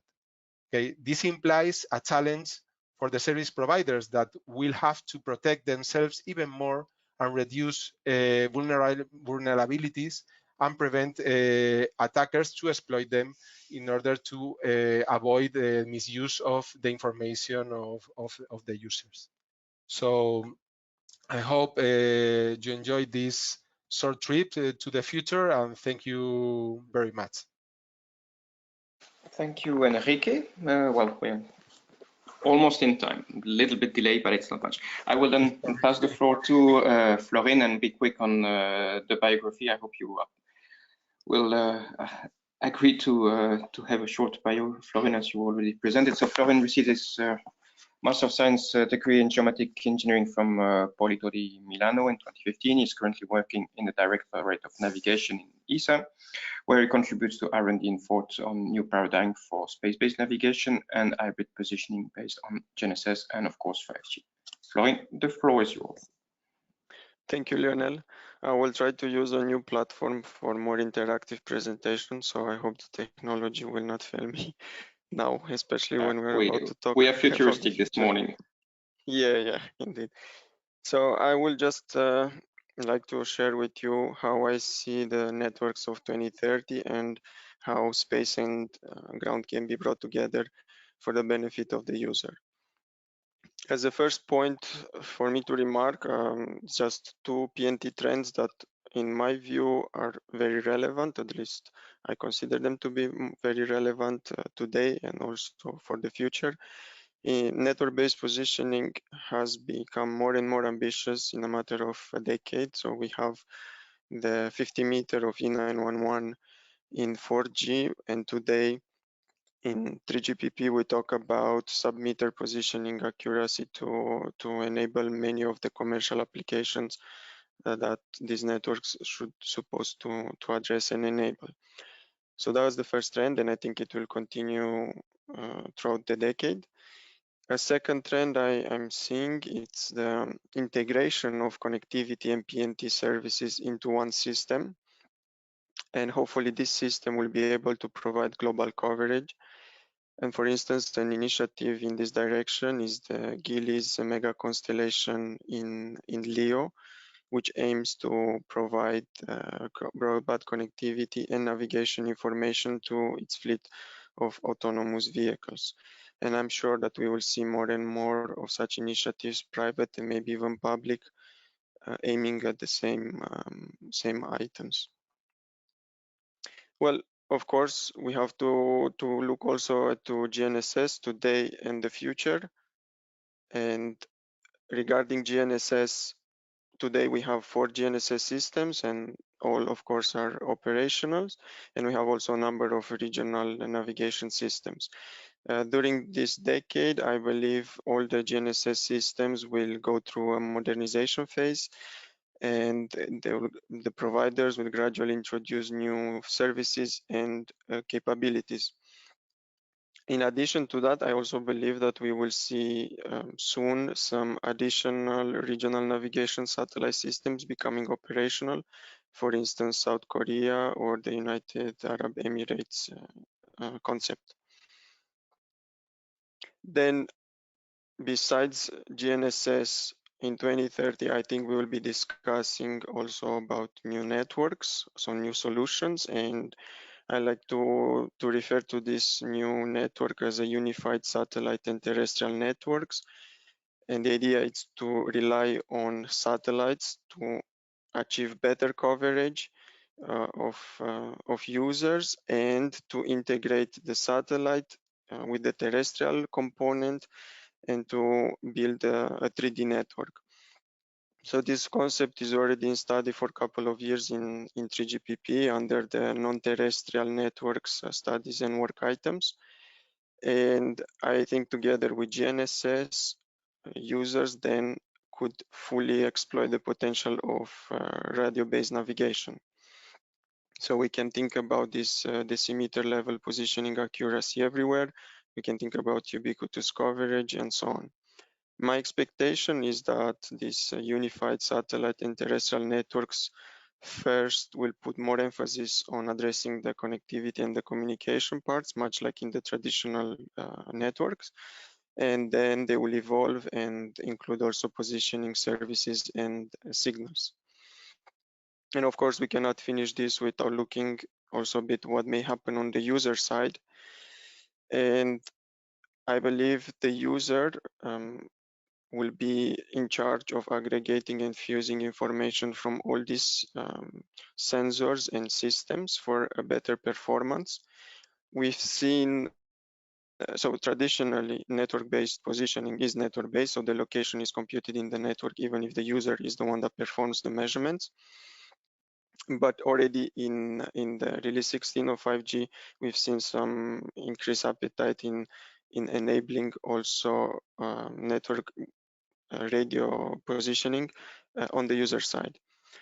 And well, besides the traditional components like GNSS and other sensors, we can imagine to have also a 6G component, which would be able to perform measurements on base station, on signals broadcasted by base stations deployed on ground and space, and fuse them together with GNSS, accelerometers, and other sensors into one superior positioning solution. So this was all I had prepared for this topic on the 2030 PNT and 2030 networks. So thank you for your attention. Thank you very much, Florin. As for the previous speakers, we keep the question and answer for the end. Our next speaker from Airbus Germany will inspire us some vision about cross-fertilization between GNSS and beyond 5G system, could be 6G or other.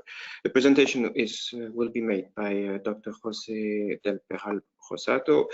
He is a future program navigation engineer at Airbus Defence and Space since 2019 and holds a PhD degree on telecommunication engineering.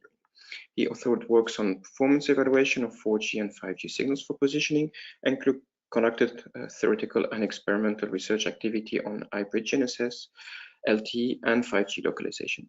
Jose, the floor is yours. Thank you very much for the introduction and also the invitation to this panel.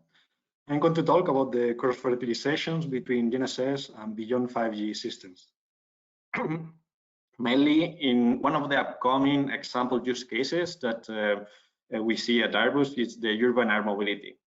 In this use case, we are already envisaging that stringent requirements in terms of positioning accuracy, availability, security, and reliability are going to be pushed to the limits.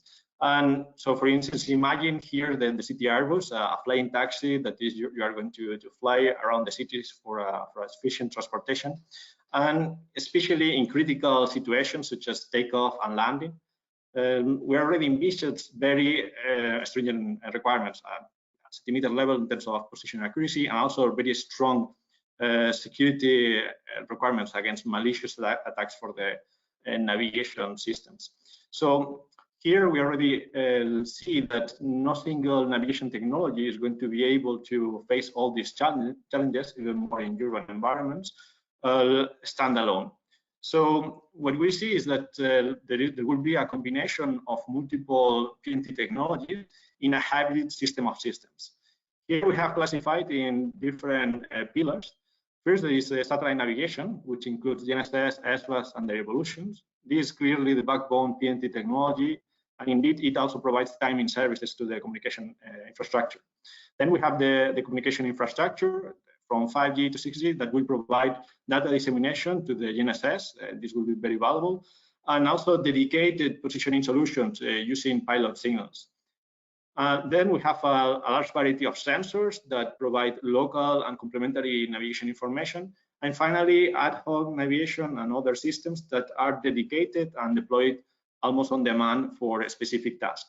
So the trend towards these hybrid PNT systems is going to gain more traction and to be more important as the use cases start to demand more stringent requirements, especially when pushing towards the operational limits of GNSS, for instance, in urban environments and also under interferences.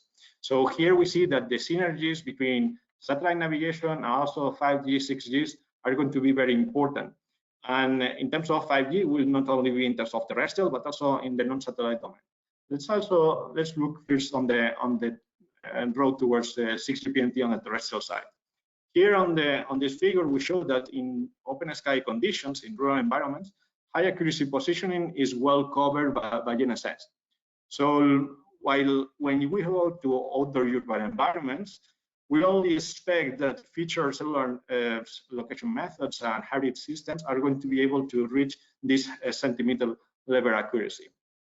Clearly, the standard is pushing to these goals, and there is lots of work on this, on the standardization, and mainly it's because the current key features of positioning could enable the first steps towards these goals, such as high bandwidth and high carrier frequency for high accuracy ranging, more antennas for accurate angular measurements, major network densification for better coverage and propagation conditions, and device-to-device communication, which could enable comparative positioning. Still, due to the recent completion of the first specifications, most of these features are not exploited in commercial services, and they are only under 5G testbeds and trials. So we'll need still few years to have this on the streets, let's say.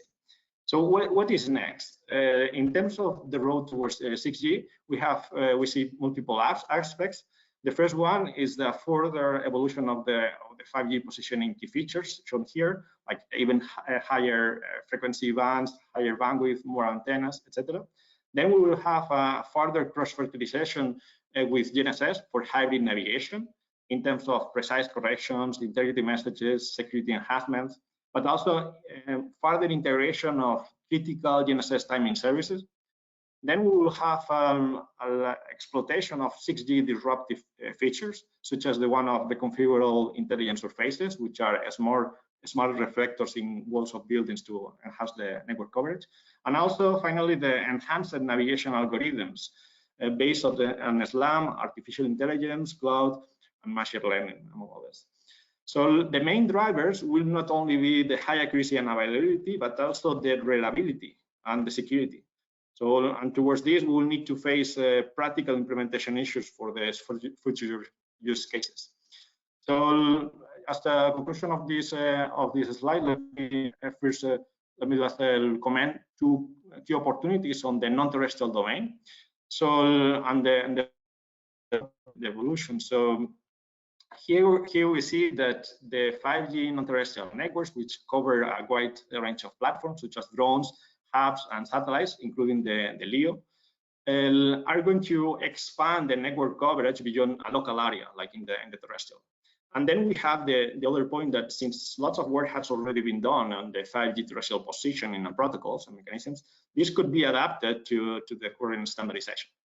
So far in the 5G NTNT, it has advanced at a good pace, but there has not been any positioning solutions based on the 5G NTNT standard. So there is the need to further study, and there is an opportunity to include this in the future. On the LEO PNT side and LEO mega constellations, there are more advances, but this is still at an earlier stage.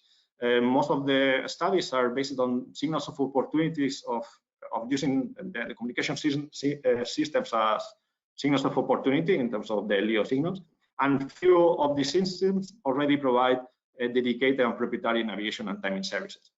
So on our vision towards 6G, it's clear that 5G and non-terrestrial networks and LEO mega constellations are also there, but we need to design dedicated capabilities and complementary PNT capabilities in systems at an early stage in order to have a fully joined communication and navigation systems. So we will see further cross-fertilizations between GNSS and 5G and beyond, both at the terrestrial and the satellite domain, in order to cover future use cases such as the one of urban air mobility. So with this, I finish my talk, and I thank you for the attention. Thank you very much, Jose. So we now move to our last speaker of the morning and panel 2 from UAB. He will inspire us further and probably capture the presentation made beforehand with a talk on the key technologies enablers for 5G evolution, so-called 5G+, and also 6G. The presentation will be done by Gonzalo Seco Granados from UAB. He received his PhD degree in telecommunication engineering from the Universitat Politècnica de Catalunya in 2000, and the MBA degree from IESC Business School in 2002. Until 2005, he was with the European Space Agency, involved in the design of the Galileo system and application. Since 2006, he's with Universitat Autónoma de Barcelona, UAB, where he is professor working on signal processing for satellite-based and terrestrial-based positioning system. Gonzalo, the floor is yours.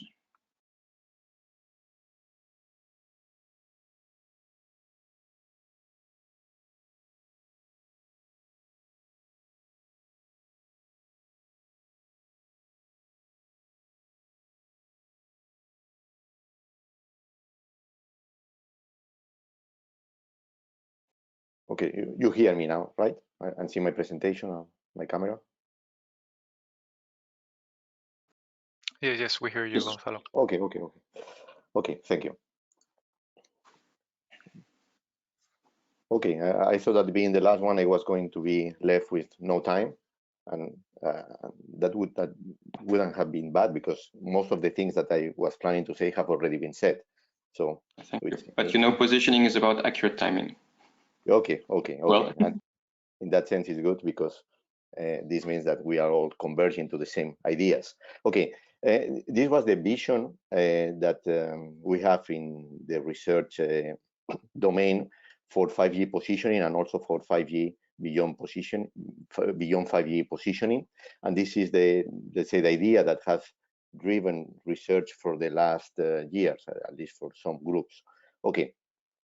We were thinking, we're in an environment like this one, where GPS is probably denied, we could use a base station and the signals from a single base station to obtain the position and also the orientation of the user equipment, in this case, the car, in a scenario where also there is where there is a lot of multipath, and the user equipment is not synchronized with the base station, so there is only one-way communication transmission.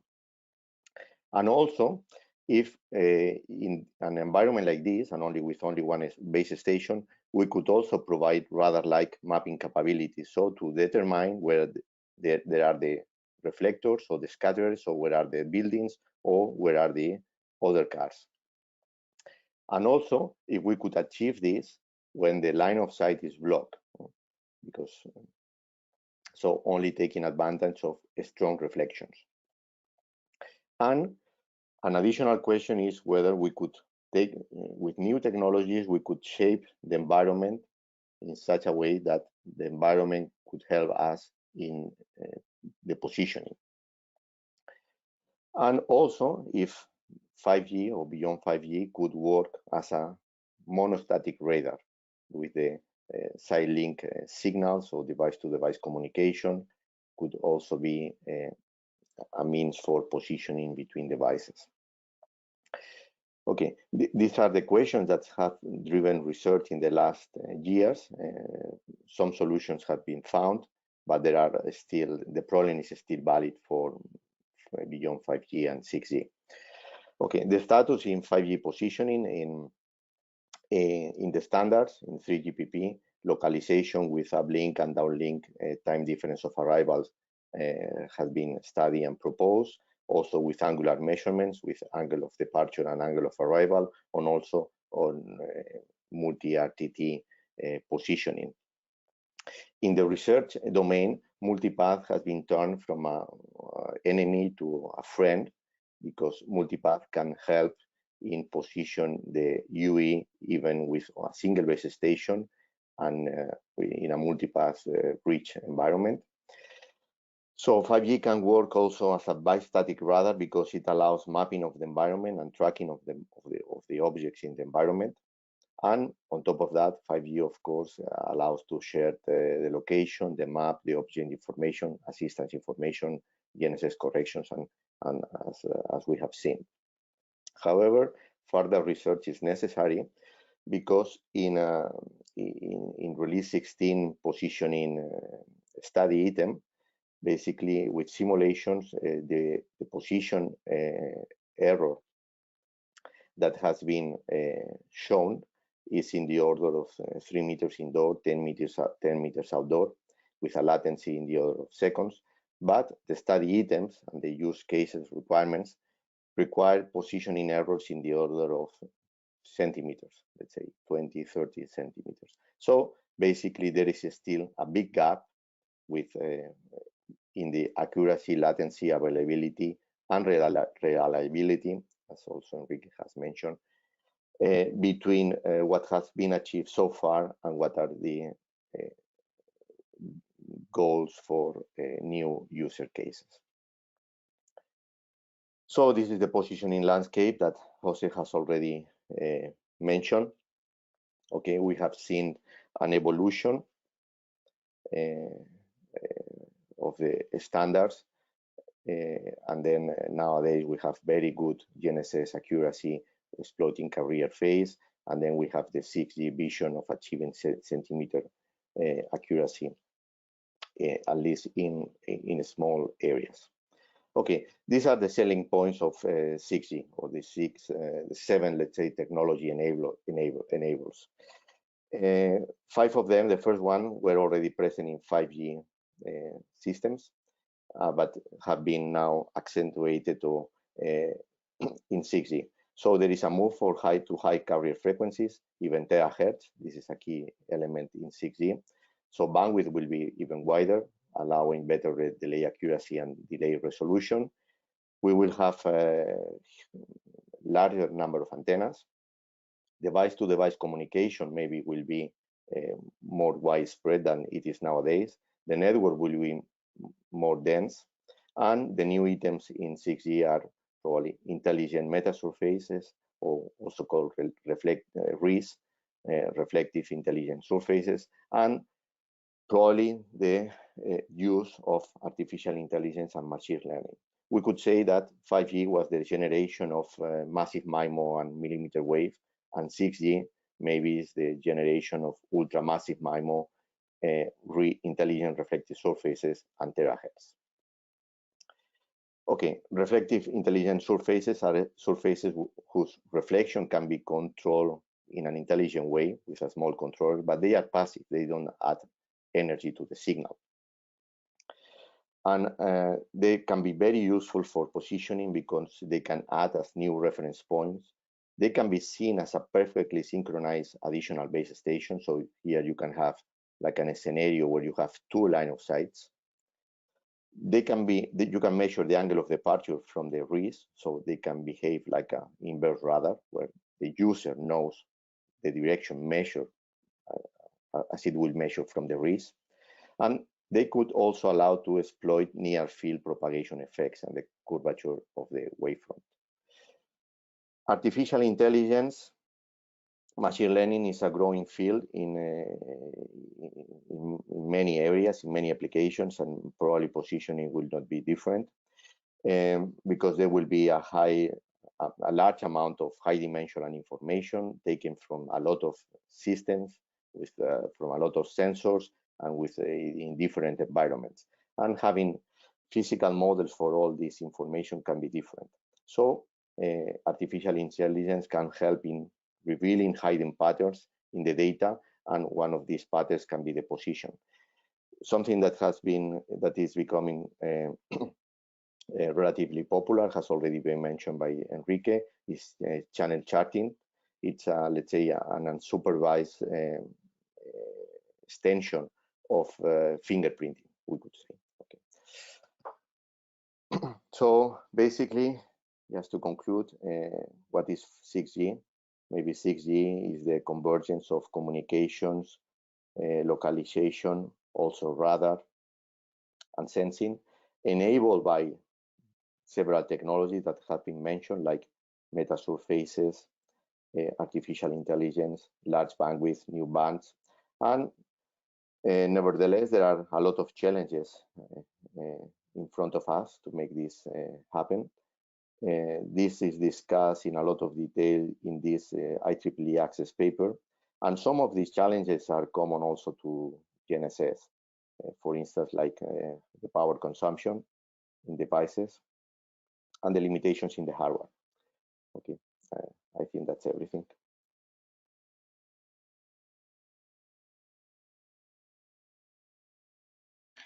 Thank you very much.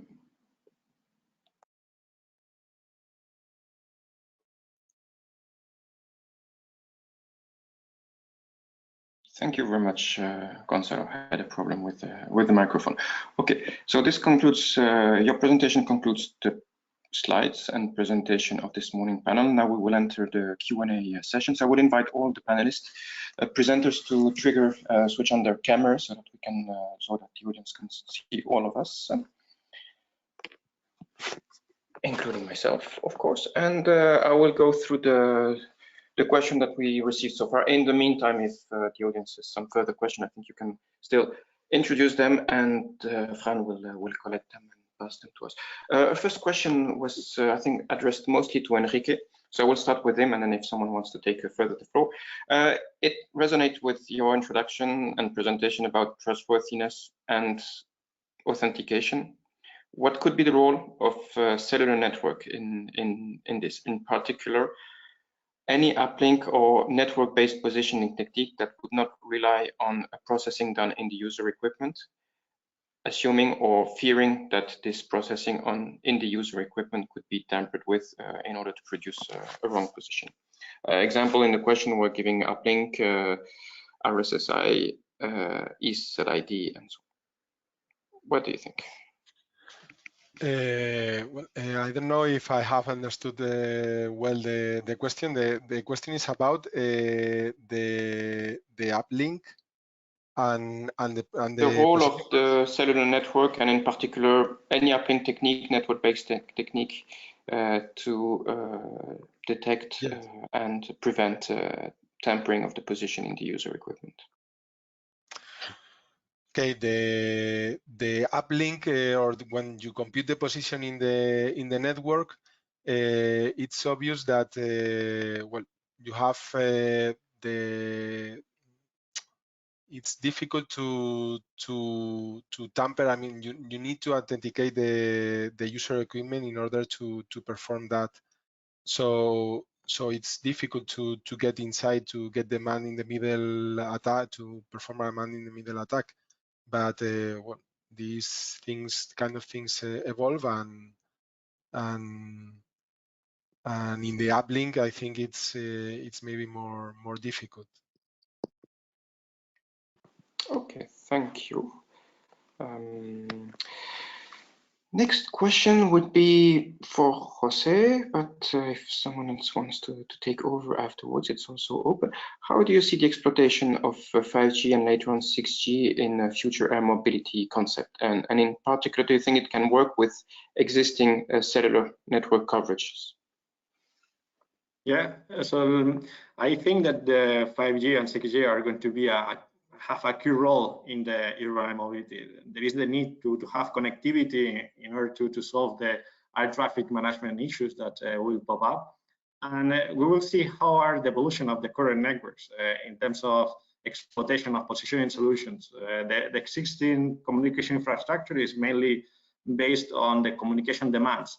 So we will see how this communication infrastructure can deal with high accuracy position that we will need for these applications, especially looking for integrity. So I would say that they are going to be more dedicated deployments for certain applications, such as in critical situations, like for taking takeoff and landing. And in those situations, there might be even on-demand deployments for PNT. So let's see how it evolves in terms of existing communication infrastructures and how this can adopt the positioning capabilities at the different levels: accuracy, availability, integrity, and security. Thank you very much. So I will also invite our other panelists to take the floor and complement the answer if they want. I think I understood Florian would like maybe to add something on this. And then afterwards, Gonzalo, Enrique, or Juan wants to speak. I will give them also about 1 minute. Yeah, thanks. For the urban air mobility, I think 6G would need to have also this non-terrestrial component to achieve 3D deployment, because especially for things that fly, vertical positioning is very important, and the 2D ground network alone may not be fit for purpose. And there's also the problem of interference, and as far as I know, antennas are tilted more towards the ground, and that's why I think a satellite component could help a lot for this use case. Thank you. Gonzalo, Enrique, Juan, would you like to complement?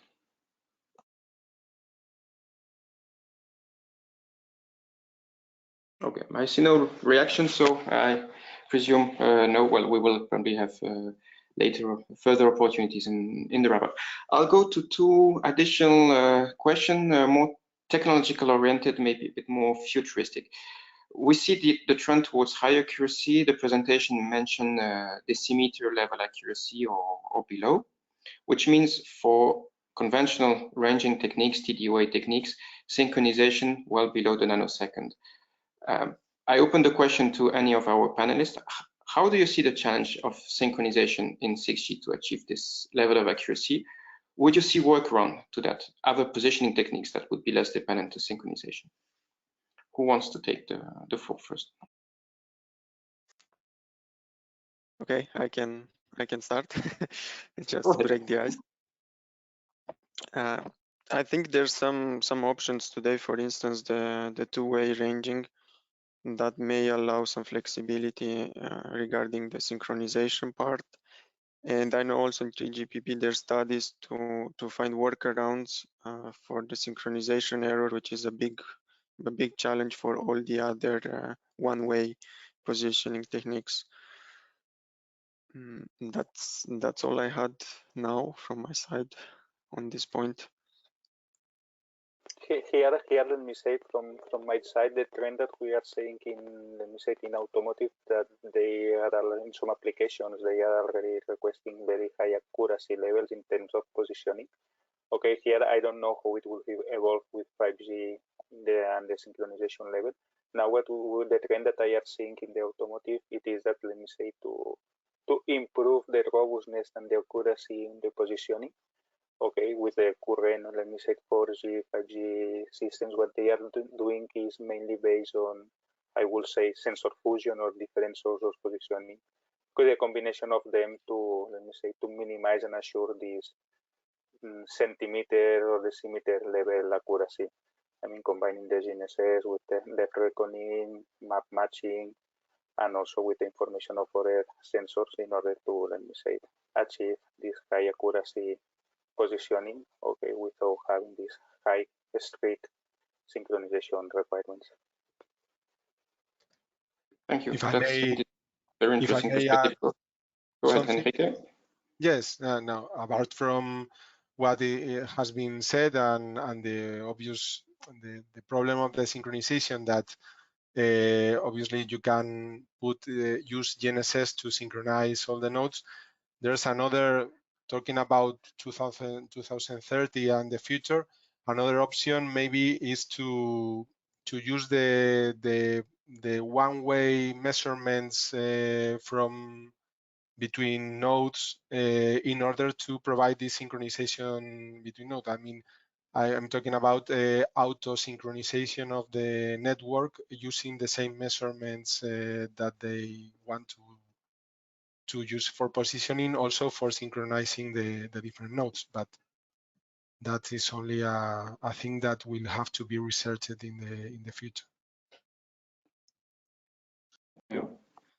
So, on my side, I would say that there is like two trends. One that it's more the global solution, that it's basically on GNSS, and for this, for sure, there is the need to complement the current services with more for critical applications, and that ensures the timing availability and timing security and accuracy in the right moments. And then one that can be more local, that complementing to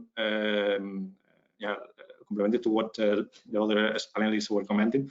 Yeah, it can be based on the 5G based or 6G based measurement, but also on other systems.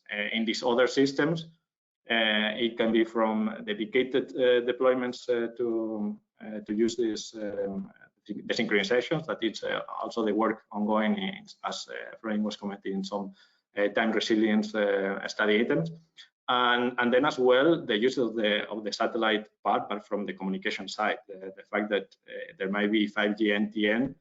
There could be these relays of timing synchronization, even based on GNSS at the background, or even using their own clocks. So we will see how this evolves. But I see two trends: one more global and one, and the other more local in a specific on-demand deployment. Let's say. Yeah, let me add just something. I think that if you use multi-base station solution, it's clearly that base station have to be synchronized. And well, I think it's quite clear that GNSS will provide a solution for this. And in the complexity of the base station that we have seen, for instance, in the CTE presentation, adding a GNSS receiver there, even a very accurate with high accuracy correction and so on, that does not seem to does not give the impression that this will add to the whole complexity of the network.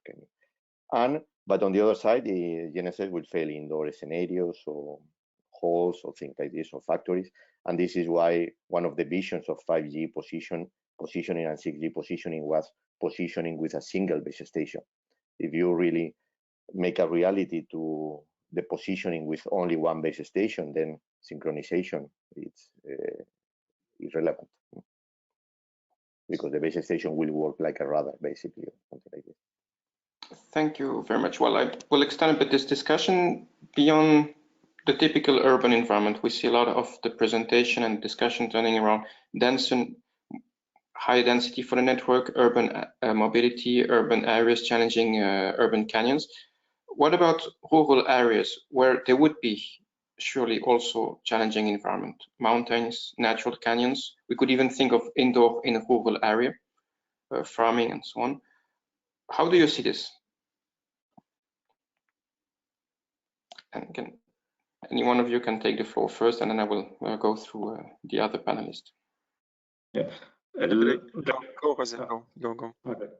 Yeah, for when it's going beyond the local area, beyond the urban, again, one of the key solutions is to move to broader platforms, either, as I was commenting in the presentation, from 5G non-terrestrials, and this can range from drones, hubs, or satellites. So I could say that in all of this range of platforms, there can be some solutions that can even target these indoor to outdoor transitions. And then if we go only to rural indoor, then this, I would say that it really requires more on-demand deployments. Okay, I can also intervene on this one, and fully aligned to Jose. I think we need to consider non-terrestrial components here, being satellites or hubs or drones. And as you could see in the presentation I gave, I think by exploiting these flying platforms and, for instance, satellites in LEO, the coverage of a given system expands greatly. And on another note, also compared at least to GNSS, these platforms closer to Earth would have better link budget, and the signal will appear more stronger to users. So for forests and other type of environments where GNSS is denied, this could help.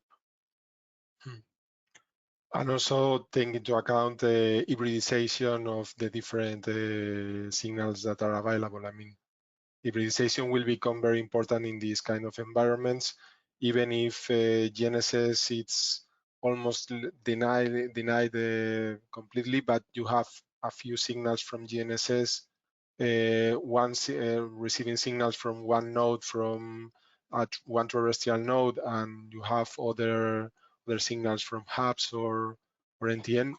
Hybridization will become an important solution. Okay, thank you. Well, I think it links to Juan's presentation and also answer about sensor fusion and even massive sensor fusion.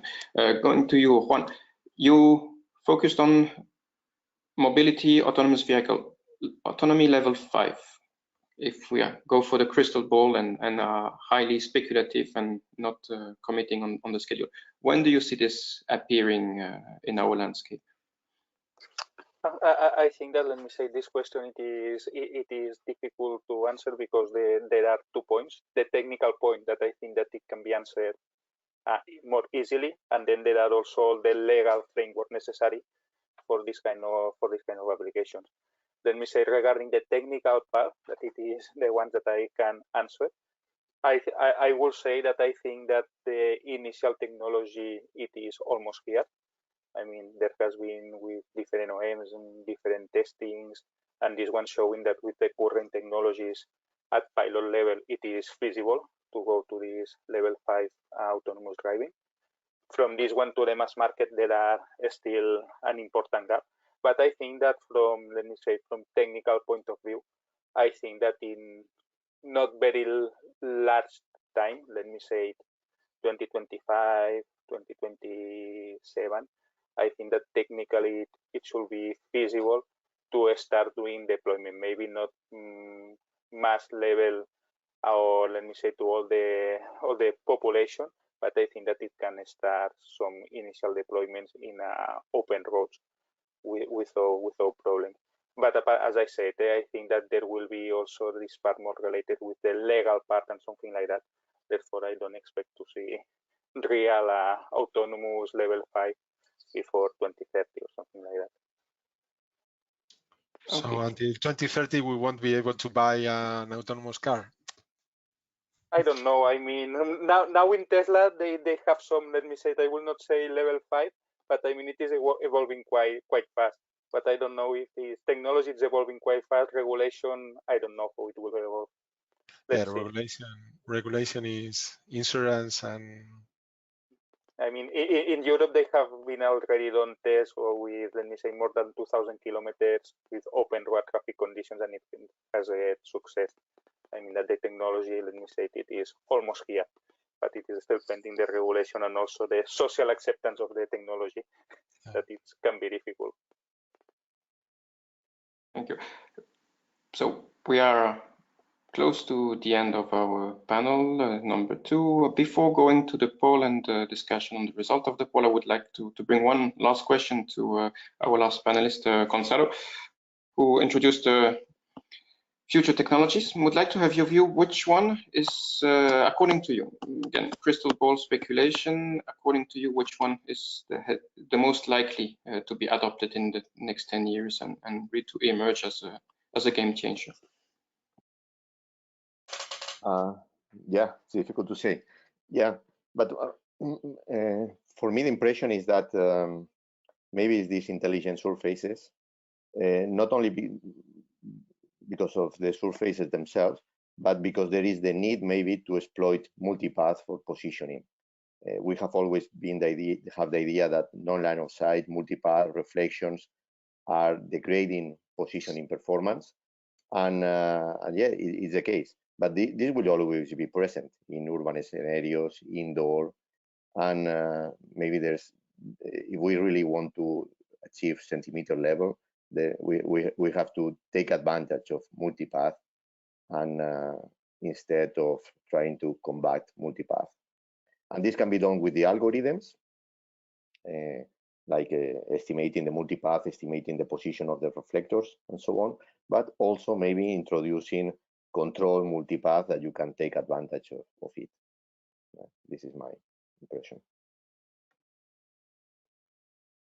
Okay, thank you very much.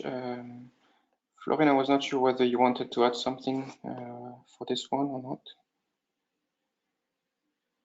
No, I think okay. Gonzalo covered. Well, then we can go to the poll. So I will, first, thanks all our panelists and also thanks the audience for their question and for this fruitful and inspiring talk.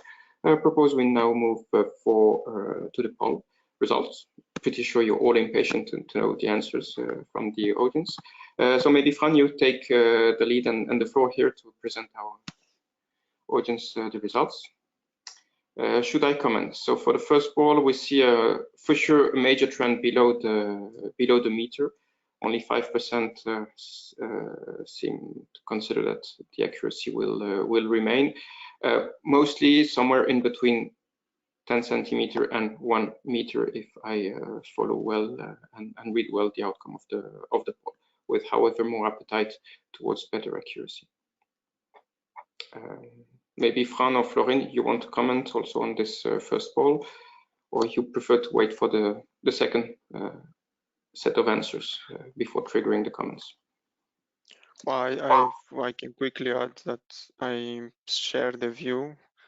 The 10 centimeter, I think, would be the next milestone to go for. I think below 1 meter is already targeted. Of course, it's a different thing if it will be achieved or under which scenarios and conditions.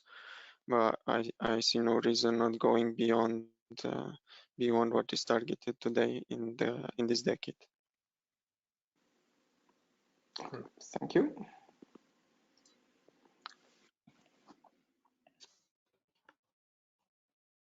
We can launch from the second poll if you wish. Okay, sure. Let's go for the second one.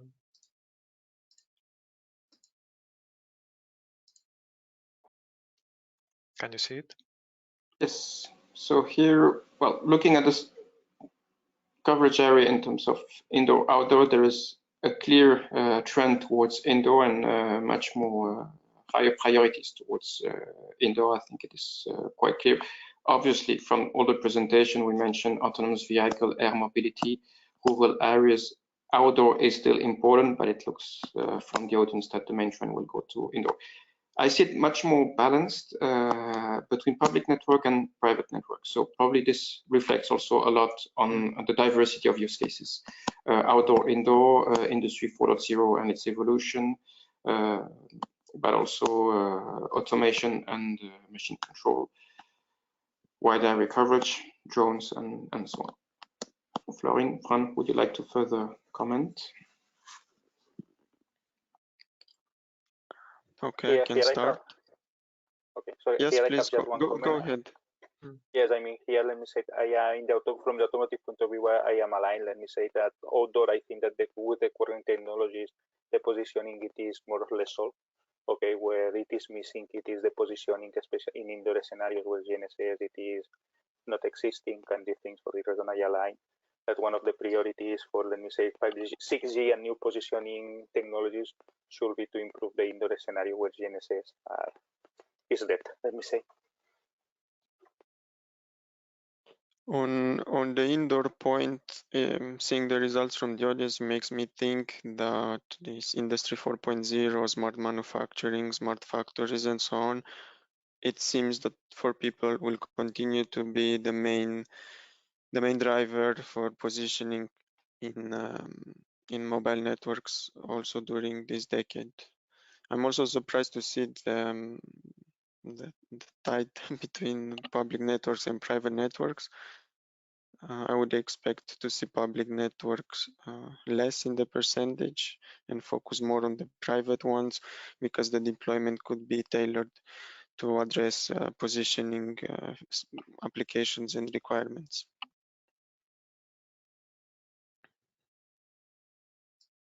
Okay, very good. Well, Florin, Fran, as you are organizer, I will now pass you the ball for the wrap up, whether you want to have comments from our panelists on this poll or further question from the audience.